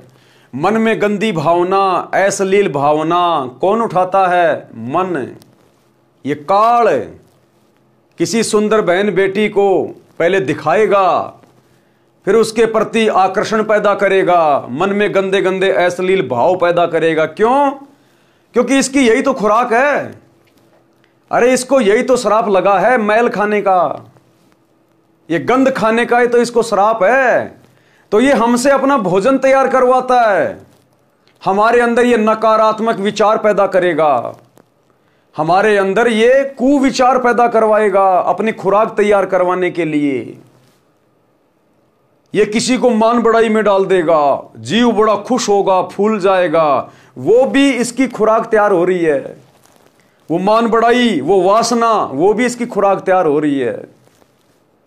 किसी बहन बेटी को देखकर मन में गंदे विचार आते हैं, उसके साथ में गलत हरकत करने की सोचता है, वो मैल जमा हो गया, वो गंदी वासना, वो इसकी खुराक है।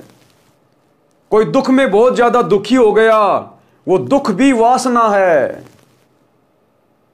इसलिए परमात्मा कहते हैं भगत ने हर समय समभाव में रहना चाहिए, लाभ में, हानि में, दुख में, सुख में।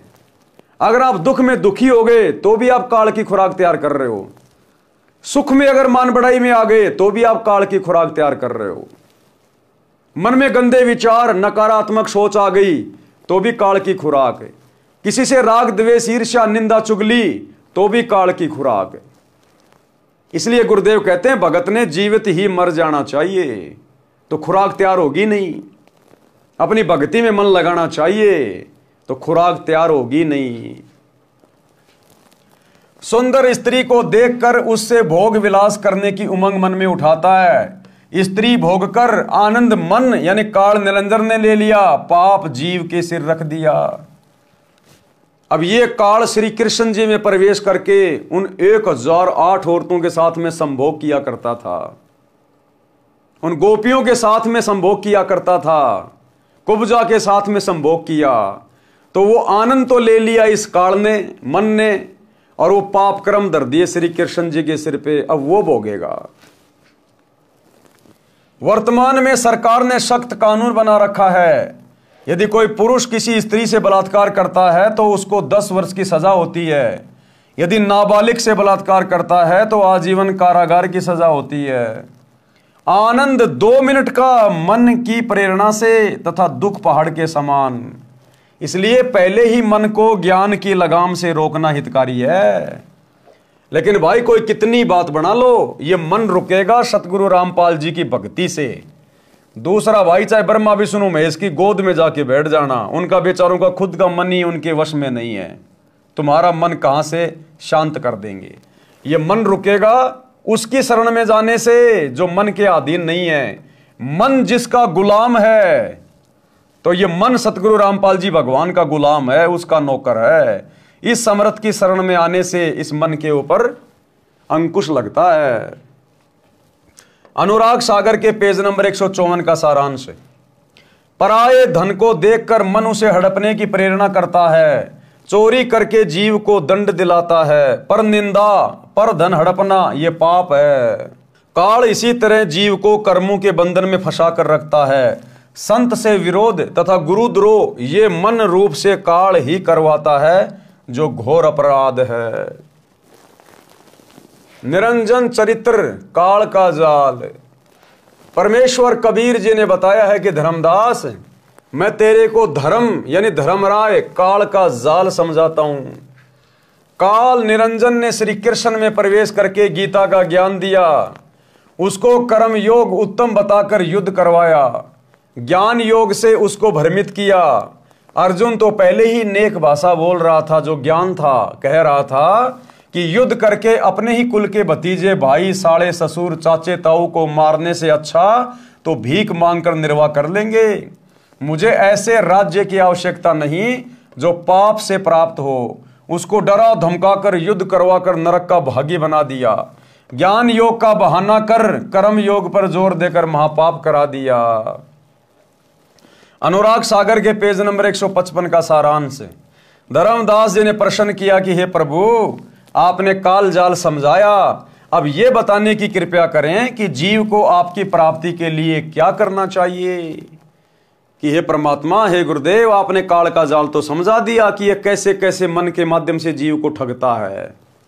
अब यह भी बताओ कि परमात्मा की प्राप्ति के लिए, पूर्ण मोक्ष प्राप्ति के लिए भगत को किस प्रकार से भक्ति करनी चाहिए, भगत के क्या लक्षण होने चाहिए, क्या उसका स्वभाव होना चाहिए। सतगुरु कबीर जी वचन। तो गुरुदेव भगवान ने क्या बताया? भगत के 16 गुण अर्थात आभूषण, रियल आभूषण, रियल गहने वो हैं जो गुरुदेव अब भगत के 16 गुण बताने जा रहे हैं। हमने उन गुणों को अपने ऊपर धारण करना है। वो हमारे रियल आभूषण हैं। ये सोने चांदी के आभूषणों से हमारा काम नहीं बनेगा, उल्टी हमारी बात बिगड़ जाएगी। जो रियल आभूषण हैं हमने उनको धारण करना है।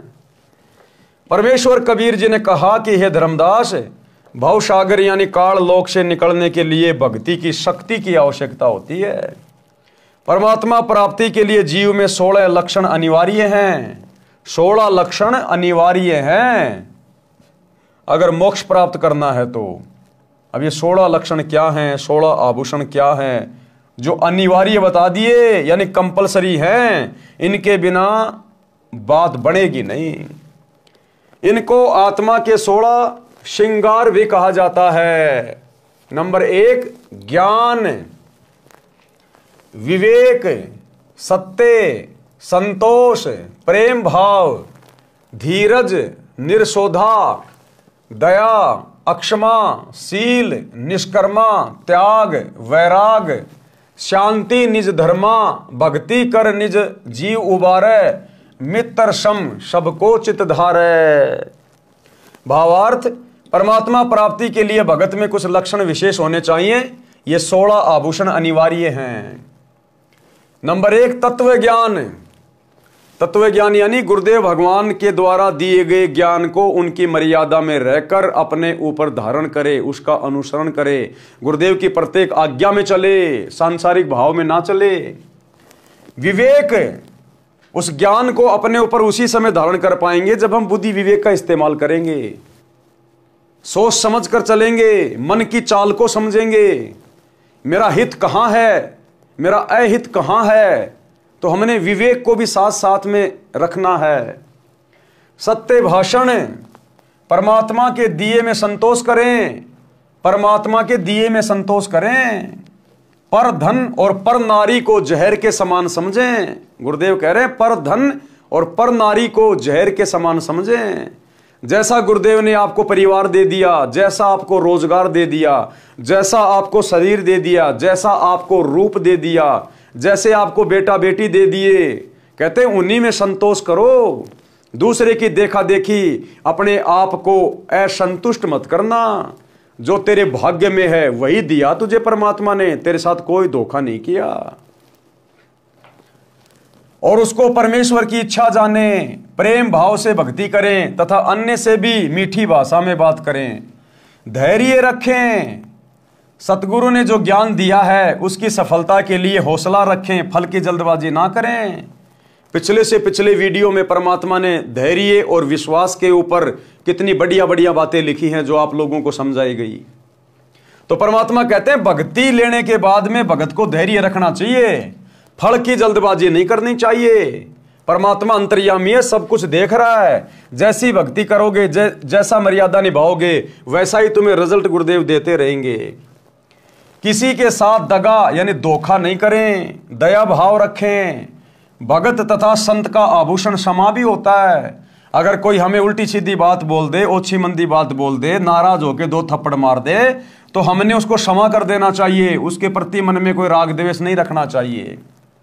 शत्रु को भी क्षमा कर देना चाहिए, क्योंकि भगत का कोई शत्रु है ही नहीं। और अगर भक्ति में आने के बाद भी हम किसी को अपना शत्रु समझेंगे या अपना कोई विशेष कोई मित्र समझेंगे, तो भी हम भगत नहीं है, तो भी हमारी बात नहीं बनेगी। परमात्मा कहते हैं एक शत्रु एक मित्र है, भूल पड़ी रे प्राणी, और यम की नगरी जाएगा शब्द हमारा मानी। अगर तूने यहां किसी से विशेष यारी दोस्ती रखी, अगर भगत ने यह कह दिया कि ये मेरा बेस्ट फ्रेंड है, ये मेरा परम मित्र है, वो गया काम से। अगर कोई भगत का यहां पर कोई शत्रु मिला, गया काम से। हां, यदि कोई जानबूझ के भगत को अपना शत्रु मान रहा तो लाख बार माने, उसमें भगत का कुछ नहीं बिगड़ेगा। लेकिन भगत ने किसी को शत्रु भाव से नहीं देखना। तो कहते हैं एक शत्रु एक मित्र है, भूल पड़ी रे प्राण, और यम की नगरी जाएगा शब्द हमारा मान। शत्रु को भी क्षमा कर देना चाहिए, शील स्वभाव होना चाहिए, भक्ति को निष्काम भाव से करे। यानी गुरुदेव का सुमरण कर रहे हैं, सत्संग सुन रहे हैं, तो मन में कोई इच्छा नहीं होनी चाहिए, कोई सांसारिक डिमांड नहीं होनी चाहिए कि बेटा हो जाए, पोता हो जाए, छोरा नौकरी लग जाए, बड़ा मकान मिल जाए, ए गुरुजी मुझे गाड़ी मिल जाए। निष्काम भाव से भक्ति करे, बिना किसी लाग लपेट के, बिना किसी इच्छा के। सतगुरु अंतर्यामी है, जिस चीज की आवश्यकता होगी तेरे भाव देख के अवश्य देगा। तो कहते हैं निष्काम भाव से जब लग भक्ति सकामना, सकामना यानी इच्छाओं के साथ यदि आप भक्ति कर रहे हो तो आपकी भक्ति वही नष्ट होती रहेगी। तो कहते हैं जब तक भक्ति सकामना तब लग निष्फल सेव, तेरी पूजा पाठ बेकार। और कहे कबीर वे क्यों मिले निष्कामी निष्देव, वो परमात्मा तो निष्काम भक्ति से मिलता है, और जो मन में कोई इच्छा करके भक्ति कर रहा है तो उसको परमात्मा नहीं मिलेगा। भक्ति को निष्काम भाव से करे, सांसारिक लाभ प्राप्ति के मकसद से ना करे। त्याग की भावना बहुत अनिवार्य है, वैराग होना चाहिए। किसमें? संसार के प्रति वैराग होना चाहिए, सांसारिक नश्वर वस्तुओं के प्रति वैराग होना चाहिए, काम क्रोध मोह लोभ अहंकार के प्रति वैराग होना चाहिए। संसार को असार तथा अपने जीवन को अस्थायी जानकर परमात्मा के प्रति विशेष लगाव होना मोक्ष में अति आवश्यक है। संसार को असार यानी ये 21 ब्रह्मांड, यहाँ के झूठे सुख राजपाट धन दौलत ऐसो आराम जो हमें दिखाई दे रहे हैं, ये केवल एक धोखा है। तो कहते हैं संसार को असार तथा अपने जीवन को अस्थायी जानकर कि भैया सदा नहीं रहेगा, अमर नहीं है। सतयुग में जिनकी लाखों लाखों साल की उम्र थी वो भी ना जाने कितनी बार मर लिए। देवताओं की कितनी लंबी उम्र है, वो भी मरते रहते हैं। तो अपने जीवन को अस्थायी समझकर कि भैया देख मरना तो है, ये शरीर मिल गया। अब भगवान ने जितनी भी इसकी आयु निश्चित की है जिस भी युग के हिसाब से, अब इस कलयुग में 100 साल की आयु निश्चित कर रखी है, लेकिन अपने कर्मों के कारण, भक्ति ना करने के कारण, उल्टा सीधा खाने पीने के कारण इंसान अकाल मौत मर जाता है, क्योंकि वो उसके स्वतंत्र कर्म होते हैं। अन्यथा भगवान ने तो 100 साल की उम्र फिक्स कर रखी है। या जिसने कोई पिछले जन्म में ज्यादा कुकर्म कर रखे हैं तो भैया वो फिर अकाल मौत मरता है। अन्यथा भगवान ने तो कलयुग में 100 साल की उम्र रखी हुई है वर्तमान समय में।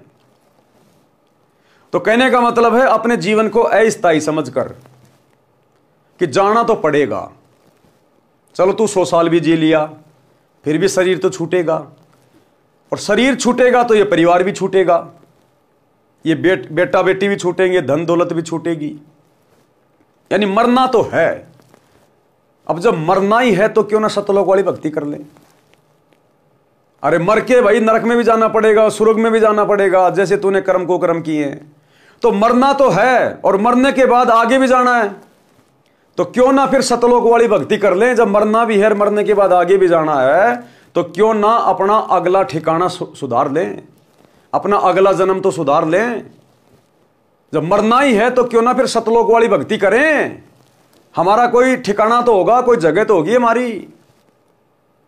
और बाकी वैसे भी मरना भाई, वैसे मर के नरक में जाएगा, 84 लाख योनियों में जाएगा। तो जब इन बातों का पता चल गया कि यहां पर परमानेंट ना कोई रहा ना कोई रहेगा, तो क्यों ना आगे के ठिकाने की तैयारी करें जो सतगुरु ने आके बता दिया। संसार को असार तथा अपने जीवन को अस्थायी जानकर परमात्मा के प्रति विशेष लगाव होना मोक्ष में अति आवश्यक है।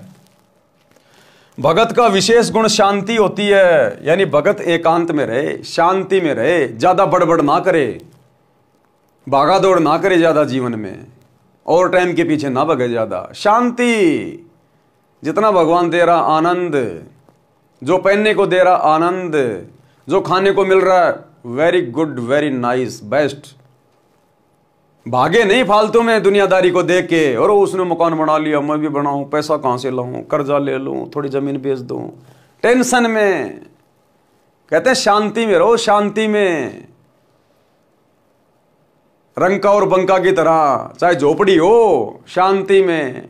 झोपड़ी जल भी जाए तो झोपड़ी की तरफ मत देखो, पेड़ के नीचे बैठ के गुरु जी का भजन करो, स्मरण करो। ऐसी शांति चाहिए भगत को, तब जाकर भगत उस शांत स्थान पर जाएगा। भगत का विशेष गुण शांति होती है, यह भी अनिवार्य है। भक्ति करना यानी भक्ति करके अपने जीव का कल्याण कराए। और 16 नंबर प्रत्येक व्यक्ति के साथ मित्र के समान व्यवहार करना चाहिए। मित्र के समान यानी प्यार प्रेम से बोलना चाहिए, ठंडे दिमाग से रहना चाहिए, सुख दुख में एक दूसरे का साथी बन के रहना चाहिए, लेकिन लगाव नहीं लगाना चाहिए।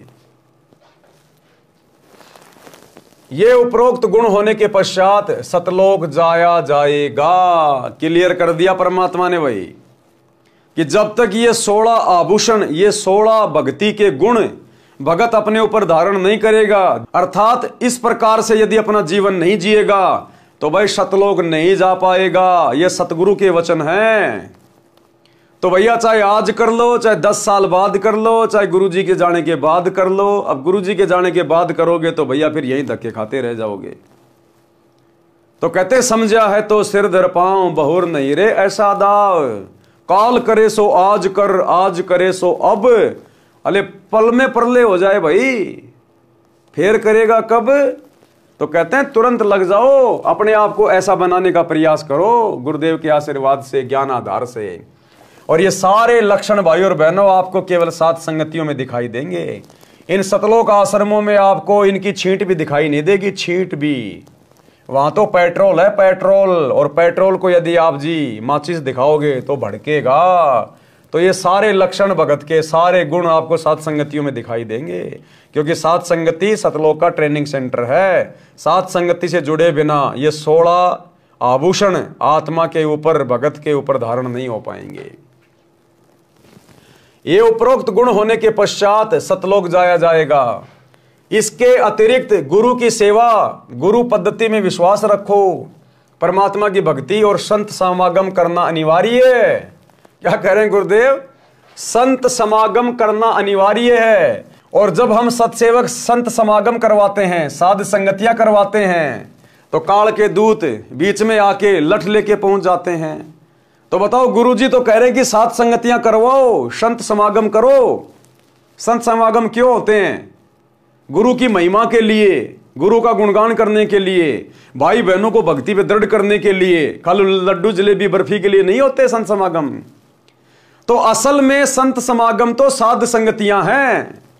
तो गुरुजी तो कह रहे हैं कि संत समागम करवाना चाहिए, और गुरुजी का परिवार ही संत समागमों में ले लेके लठ पहुंच जाता है। संत समागम करने वालों को जेल भिजवा रहा है, उनके ऊपर मुकदमे करवा रहा है। तो कौन है काल का दूत संगत में? ये दास जो कहता, आपको एक भी बात में फर्क नहीं मिलेगा। अनुराग सागर के पेज नंबर 156 तथा पृष्ठ 157 का सारांश है। इन पृष्ठों पर भी यही ज्ञान है और विषय विकार त्यागना चाहिए, तब भक्ति सफल होगी। अनुराग सागर के पेज नंबर 158 से 159 का सारांश है। परमेश्वर ने बताया कि उपदेशी को चाहिए कि 15वें दिन कोई धार्मिक अनुष्ठान यानी पाठ कराना चाहिए।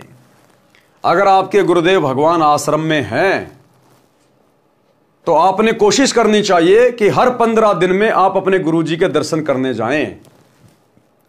आप उस आश्रम में जाइए जिस आश्रम में आपके गुरुजी साक्षात बैठे हैं। यहां गुरुजी की गैर हाजिरी की बात नहीं हो रही है। जैसे आज ये लाखों की संगत बरवाला कांड के बाद गुरुदेव की गैर हाजिरी में लुट रही है, पिट रही है, ज्योति और पाठ के नाम पे, लड्डू जलेबी बर्फी के चक्कर में पड़ के। यदि आपके गुरुजी आश्रम में हैं, उस समय की बातें हो रही हैं। और यदि आप गुरुदेव के आसपास रहते हैं तो कोशिश करो हर 15 दिन में तो एक बार आप गुरुदेव के पास जाइए, और जितना हो सके दान कीजिए, हो सके तो पाठ करवाइए। परमेश्वर ने बताया कि उपदेशी को चाहिए कि 15वें दिन कोई धार्मिक अनुष्ठान यानी पाठ कराना चाहिए। यदि 15 दिन में नहीं करा सकता है तो महीने में अवश्य कराइए। निर्धन के लिए कहा है कि यदि कोई रंक हो तो साल में 2 बार कराएं या साल में 1 बार अवश्य कराएं। गरीब से गरीब भगत को भी चाहिए कि साल में 1 बार अपने गुरुजी के हाथों में पाठ का पैसा दे, अपने नाम का धर्म कराए, समागम करवाए। साल में कम से कम 1 बार, ये लास्ट है। अगर साल में 5 करवाते हो, 10 करवाते हो, 12 करवाते हो, 25 करवाते हो, वो तो तुम्हारे ऊपर है। चाहे दिन में रोज कराओ, लेकिन अंतिम सीमा बताई गुरुदेव ने, चाहे कोई कितना गरीब, कितना भिखारी क्यों ना हो, अपने खर्चे वर्चे सीमित करके भले एक टाइम की रोटी खानी पड़े, लेकिन अपने गुरुजी को साल में 1 पाठ जरूर करवाना चाहिए। अपने गुरुजी को गुरुजी की गैर हाजिरी में गुरुजी के परिवार को नहीं, किसी कोऑर्डिनेटर को नहीं, अपने गुरुजी को। और वर्तमान में हमारे गुरुदेव तो हिसार जेल में बैठे अपने मिशन के तहत, तो हम पाठ कैसे करवाएं? कि हम दोषी बनेंगे परमात्मा के? नहीं। विशेष परिस्थितियों में भगत दोषी नहीं बनता। हम तो चाहते हैं पाठ करवाना, अपने गुरुजी के दर्शन करना, लेकिन मजबूरी है, हमारे गुरुदेव हिसार जेल में बैठे अपने मिशन के तहत। तो ऐसे में भगत को दोष नहीं लगता। ऐसे में भगत ने क्या करना चाहिए? भगत ने संकल्प कर लेना चाहिए, साधु भूखा भाव का, धन का भूखा नाई, जो कोई धन का भूखा साधु भी नाई। अरे ये कबीर परमात्मा सतगुरु रामपाल जी भगवान, जिनके आधे बाल पे पूरी सृष्टि नहीं है, जिसने 21 ब्रह्मांड के स्वामी ज्योति निरंजन को भीख में दे रखे सारे ब्रह्मांड, वो क्या हमारे पाठ का भूखा है क्या? वो 15-20 हजार रुपए का भूखा है क्या? वो तो केवल हमारे हाथ से थोड़ा बहुत धन लेके शुभ कार्यों में लगा के हमारे को धनवान बनाता है। आने वाले समय में कोई संकट आना हो, परमात्मा उसको टालता है। उसमें तो हमारा ही फायदा है, हमारा हित है, और वो पैसा भी हम उनकी प्रेरणा से ही लगाते हैं। तो कहते हैं यदि आपके गुरुदेव आश्रम में नहीं है, ऐसी स्थिति में भगत को दोष नहीं लगता। साधु भूखा भाव का, धन का भूखा नाई, जो कोई धन का भूखा साधु भी नाई। तो ऐसी स्थिति में आप जिन्हें संकल्प कर लेना चाहिए, अपने घर पर दरबार साहिब के सामने गुरुदेव भगवान को दंडोत करके संकल्प करना चाहिए कि हे गुरुदेव भगवान, आपका दास आपके चरणों में पाठ प्रकाश का संकल्प करता है। हे गुरुदेव, आप दास के पाठ प्रकाश को स्वीकार करने की कृपा करें। हे गुरुदेव, जब आप आश्रम में आएंगे उस समय दास आपके कर कमल में पाठ प्रकाश का पैसा देगा। तो परमात्मा प्रसन्न होता है। साधु भूखा भाव का, धन का भूखा नाई। तो हम भगतों ने साल में कम से कम एक बार अपने गुरुदेव के प्रकट दिवस के ऊपर, सतगुरु प्रकट दिवस के दिन 8 सितंबर के दिन, सहपरिवार, यदि परिवार में 5 उपदेशी हैं, सभी ने अलग अलग गुरुदेव के दरबार में जाकर दंडोत करके पाठ प्रकाश का संकल्प करना चाहिए। यदि आप बीच में करना चाहते हैं तो आपकी मर्जी है, चाहे कितनी बार पाठ प्रकाश का संकल्प करो। पैसे का इंतजाम भी परमात्मा ही करवाएगा। हमने केवल नीयत अच्छी रखनी है, केवल नीयत साफ रखनी है हमने। तो गुरुदेव की गैर हाजिरी में हमने कहीं किसी फर्जी आश्रम में जाके, या गुरुदेव के बेटा बेटी को, उनके किसी रिश्तेदार को, जो गुरु के द्वारा अधिकारी नहीं है, हाँ यदि गुरुजी ने किसी को अधिकारी घोषित कर रखा है और गुरुदेव ने अपने मुख कमल से सत्संग में या लिखित में दे रखा है, अपनी किसी पुस्तक में या अपने सत्संग में, कि मेरा बेटा अधिकारी है, मेरी बेटी अधिकारी है, तो हम फिर वहां जाकर और उनको पाठ प्रकाश दे सकते हैं। हम जो भी गुरुदेव ने कहा, जो आदेश दिया, वैसा ही हम कर सकते हैं। लेकिन 2014 बरवाला कांड के बाद से लेकर वर्तमान 2025 तक गुरुदेव भगवान ने किसी को भी अधिकारी नहीं बनाया है, ना पाठ करने के लिए, ना ज्योति पाठ का और दान का पैसा लेने के लिए। वर्तमान में गुरुदेव का कलियुगी परिवार काल प्रेरणा से मनमुखी ठेकेदार बना हुआ है, और संगत इनके ऊपर अंधविश्वास करके अपने कर्म फोड़ रही है। तो क्या कह रहे हैं गुरुदेव?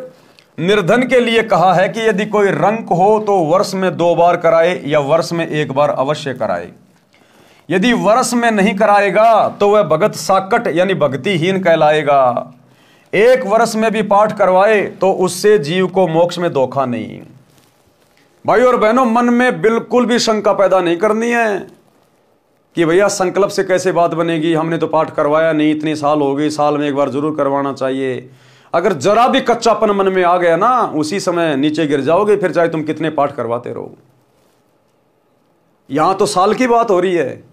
करोथा कांड के समय गुरुजी 21 महीने रोहतक की जेल में थे, और उस समय ना कोई आश्रम था, ना कोई नामदान सेंटर था, ना कहीं कोई पाठ होता था, ना कहीं कोई ज्योति होती थी। जेल से आने के बाद गुरुदेव ने बताया कि किसी का नामखंड नहीं है, क्योंकि तुम तो चाहते थे कि हम गुरुजी से मिले, हम गुरुजी को पाठ करवाएं, लेकिन मजबूरी थी। तो ऐसी मजबूरी वाली स्थिति में नामखंड नहीं होता, चाहे 20 साल क्यों ना लग जाए। गुरुदेव के मुख कमल से सुन लीजिएगा। जब गुरुदेव रोहतक की जेल से आए 21 महीने बाद, तो भक्तों ने शंका जाहिर की। जब गुरुजी ने सत्संग सुनाया कि साल में 1 बार पाठ जरूर करवाना चाहिए, अपने गुरु के दर्शन जरूर करने चाहिए, तो भक्तों के मन में शंका हो गई कि गुरुजी आप तो 21 महीने रोहतक की जेल में थे, हम तो आपके दर्शन ही नहीं कर पाए, हम तो पाठ ही नहीं कर पाए, फिर हमारा तो नाम खंड हो गया होगा। तो गुरुदेव ने कहा कि बेटे ऐसी स्थिति में नहीं होता। ऐसी स्थिति में, मजबूरी वाली स्थिति में, चाहे 20 साल आप अपने गुरु से दूर रहो, ऐसी स्थिति में नामखंड नहीं होता, कोई दोष नहीं होता। सुनिए छोटा सा सत्संग। तो 1 साल में कोष अवश्य पहुंचना चाहिए। अब यहां भक्तों के शंका आती है कि गुरुजी अब 1.25 वर्ष तक अज्ञात रहे, दर्शन नहीं हो सके, तो क्या हम हमारे ऊपर, क्या हमारा जो नाम तो फिर खंड नहीं हो गया है? ऐसा कुछ नहीं है। ये लीला परमात्मा की है। जैसे कोई एक्सीडेंट हो जाता है और वही उसमें टांग टूट जा, प्लास्टर बांधे रहना पड़ता है और चारपाई पे लेटा पड़ा रहना होता है। लेकिन जब ठीक हो जाए, जब थोड़ा ही पड़ा रहना है, फिर तो काम करे, घूमे, फिर अपने सारे कार्य सुचारू करे। तो ये कोई लीला है परमात्मा की, इनमें ऐसा कोई दोष नहीं आता। क्योंकि आप तो रो रहे थे, आप गुरु जी से दूर नहीं थे, आपकी आत्मा तड़फ रही थी। और उन नादान लोगों ने स्वयं भी पाप कमा लिया, जिन्हें हमारा विरोध करके ये ऐसा झूठा केस बनाकर परमात्मा के कुत्तों को सजा, उन्होंने हमारे को प्रताड़नाएं दी है, जेल में डाला। अब मुझे इस बात का डर है कि उन गेला के बनेगी। तो भाई और बहनों, हमने हर स्थिति में भक्ति मार्ग पर ज्ञान को आधार बना के चलना है। अपने कोऑर्डिनेटर के कहने से, गुरुजी के बेटा बेटी के कहने से, कोई पीला पर्चा निकाल देने से हमने झुकना नहीं है। ये काल हर प्रकार से षड्यंत्र कर रहा है। इस समय ये परीक्षा का समय चल रहा है और सतगुरु बैठकर परीक्षा ले रहा है कि कितने भक्तों ने मेरे ज्ञान को आधार बनाया है और कितने अभी भी गांधारी की तरह आंखों पे काली पट्टी बांध के चल रहे हैं। कबीर नाम श्रद्धा से जपें, कबीर नाम श्रद्धा से जपें। कौन सा ये कबीर नाम? जो कबीर परमात्मा सतगुरु रामपाल जी ने हमें जो दीक्षा दे दी है वो है कबीर नाम। कबीर नाम श्रद्धा से जपें, यानी गर्व के साथ कबीर जी का नाम लें, शर्म नहीं करें कि यह भी कोई परमात्मा का नाम है। ऐसे कहने वालों से डरे नहीं, शर्मावे नहीं, इनके साथ साथ तेरा धर्मदास का नाम भी आदर से कहे। भावार्थ है कि आदरणीय धर्मदास के साथ परमात्मा रहे। उनको सतलोक लेकर गए, अपना यथार्थ परिचय दिया। धर्मदास जी ने अपनी आंखों देखा, कानों परमेश्वर से सुना, आध्यात्मिक ज्ञान कबीर सागर, कबीर वाणी, कबीर बीजक, कबीर शब्दावली को लिखकर मानव समाज पर महान उपकार किया है। इसलिए धर्मदास जी की महिमा भी करनी चाहिए। महिमा का मतलब धर्मदास जी का नाम आदर सत्कार से लेना चाहिए, बस इतना ही। हम पिछली पीढ़ी वालों ने और किसी की महिमा नहीं करनी फालतू की, क्योंकि परमात्मा तो सबको आदर देंगे, सबको सम्मान देंगे, ये परमात्मा है भाई। इनकी बात अलग है, इनके ऊपर कोई नियम लागू नहीं है, लेकिन हम भगत है, हमारे ऊपर नियम लागू है। हम महिमा केवल अपने गुरु की कर सकते हैं, किसी और की नहीं। बाकी धर्मदास की कथा है, मीराबाई की कथा है, वो कथा पढ़ना एक अलग बात है, लेकिन वैसे हमने महिमा केवल अपने गुरु की करनी है। भगत को चाहिए कि भक्ति साधना तथा मर्यादा का पालन अंतिम श्वास तक करे। क्या? भक्ति साधना, यानी जो नाम, जो तीनों समय की आरती जो गुरुदेव ने दे दी, वो अंतिम श्वास तक करनी है, किसी के दबाव में आके छोड़नी नहीं है। और मर्यादा का पालन, ये सबसे इंपॉर्टेंट है। मर्यादा बिना भक्ति किसी काम की नहीं, चाहे लाख माला फेर ले। और मर्यादा का पालन अंतिम श्वास तक करें। और ये काल मर्यादा में नहीं रहने देगा, ये मर्यादा ही तुड़वाता है, इसका यही काम है काल का, और कोई काम नहीं है। और वर्तमान में 2014 बरवाला कांड के बाद से इसने लाखों की संगत की, जो सतलोक आश्रमों से जुड़े हैं, सबकी मर्यादा खंडित करवा रखी है। केवल सत्सेवकों के ऊपर गुरु आशीर्वाद से इस मन का दाव नहीं चला, इस काल का दाव नहीं लगा, बाकी सबकी मर्यादा खंडित है, सबके टायर फूटे हुए हैं। जैसे सूरवीर युद्ध के मैदान में या तो मार देता है या स्वयं वीर गति को प्राप्त हो जाता है, वह पीछे कदम नहीं हटाता। संत तथा भगत का रण क्षेत्र भक्ति मंत्र जाप तथा मर्यादा है। जो शिष्य गुरु से विमुख हो जाता है, नाम खंडित कर देता है, तो स्वाभाविक ही वह गुरु में कुछ दोष निकालेगा, जिस कारण से नरक में अग्निकुंड में गिरेगा। यदि गुरु विमुख होकर भक्ति छोड़ देता है तो उसको भी बहुत हानि होती है। उदाहरण, जैसे इन्वर्टर को चार्जिंग पर लगा रखा है, वह चार्ज हो रहा है। यदि बीच में चार्जर निकाल लिया जाए तो वह इन्वर्टर जितना चार्ज हो गया था उतनी देर लाभ देगा। फिर अचानक सर्व सुविधाएं बंद हो जाएंगी। इसी प्रकार उस शिष्य की दशा जाने। गुरु शरण में रहकर मर्यादा में रहते हुए जितने दिन भक्ति की वह शक्ति आत्मा में जमा हो गई। सतलोक आश्रम मैनेजमेंट हरियाणा से जुड़े हुए भाई बहन ध्यान से सुन ले भाई। गुरुदेव का परिवार, उनके बेटा बेटी, भाई बंधु रिश्तेदार ध्यान से सुन लो भाई। कोऑर्डिनेटर ध्यान से सुन लो भाई। तुम्हारी भक्ति नहीं चल रही है। जितने दिन तुमने गुरु जी की शरण में रहकर मर्यादा में रहकर भक्ति की, केवल तुम्हारी बैटरी चल रही है। बैटरी वर्तमान में तुम सबके नाम खंडित हैं और ये बैटरी कब तक चलेगी? जिस दिन तुम्हारा चार्जर खत्म, तुम्हारी बैटरी डिस्चार्ज, उल्टे दिन शुरू। गुरु शरण में रहकर मर्यादा में रहते हुए जितने दिन भक्ति की वह शक्ति आत्मा में जमा हो गई, उतनी आत्मा चार्ज हो गई। जिस दिन गुरु जी से विमुख हो गया, और गुरु जी की जिस दिन मर्यादा टूट गई उसी दिन गुरु विमुख हो गया, उसी दिन से भक्ति की शक्ति आनी बंद हो जाएगी। यदि गुरु विमुख, गुरु से विरोध करके गुरु त्याग देना होकर भी उसी गुरु द्वारा बताई गई साधना मंत्र आदि करता है तो कोई लाभ नहीं होता। जैसे बिजली का कनेक्शन कट जाने के पश्चात पंखे, मोटर, बल्ब के स्विच बटन दबाते रहो, न पंखा चलेगा न बल्ब जलेगा। यही दशा गुरु विमुख साधक की होगी, फिर नरक का भागी होगा। कबीर परमेश्वर जी ने कहा है कि कबीर मानुष जन्म पाए कर खोवे, सतगुरु विमुखा युग युग रोवे। कबीर गुरु विमुख जीव कभू न बचे, अग्नि कुंड में जर जर नाचे। कोटि जन्म विष दर को पावे, सर्प के पाएगा करोड़ों जन्म। कोटि जन्म सर्प को पावे, विष ज्वाला सही जन्म गमावे।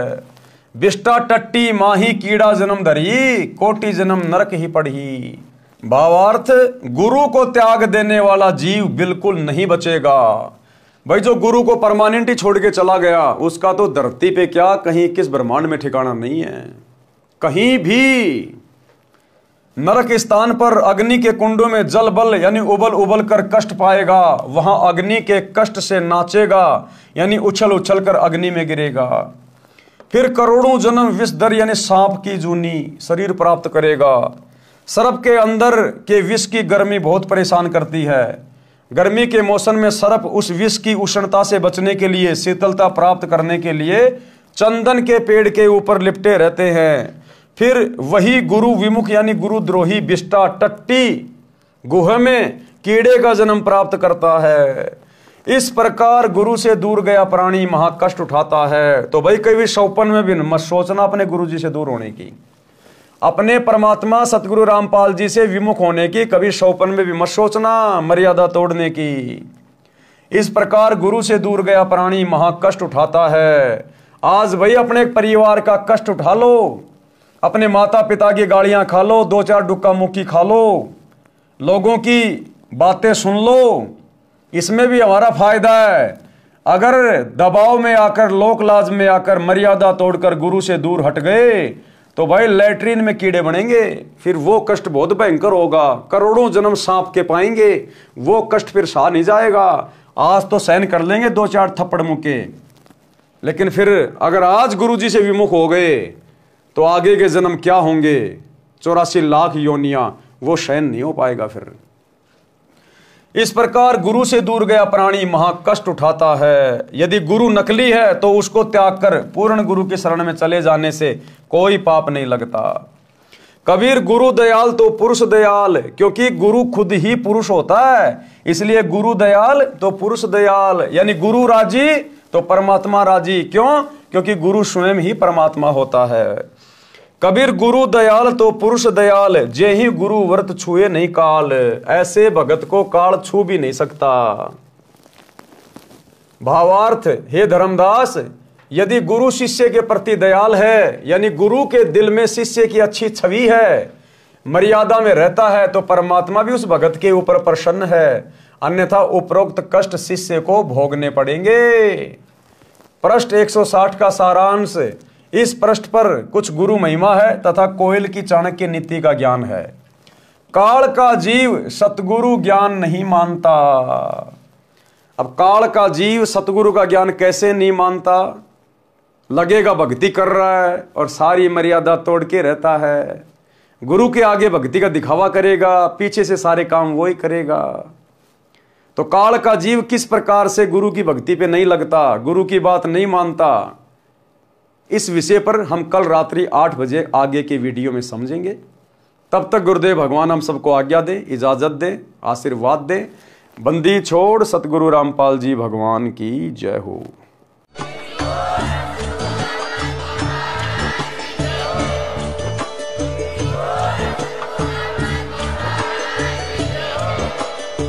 भाई जो गुरु बचन पे डट के कट गे फंद 84 के, कट गे फंद 84 के। जो गुरु बचन पे डट के कट गे फंद 84 के, कट गे फंद 84।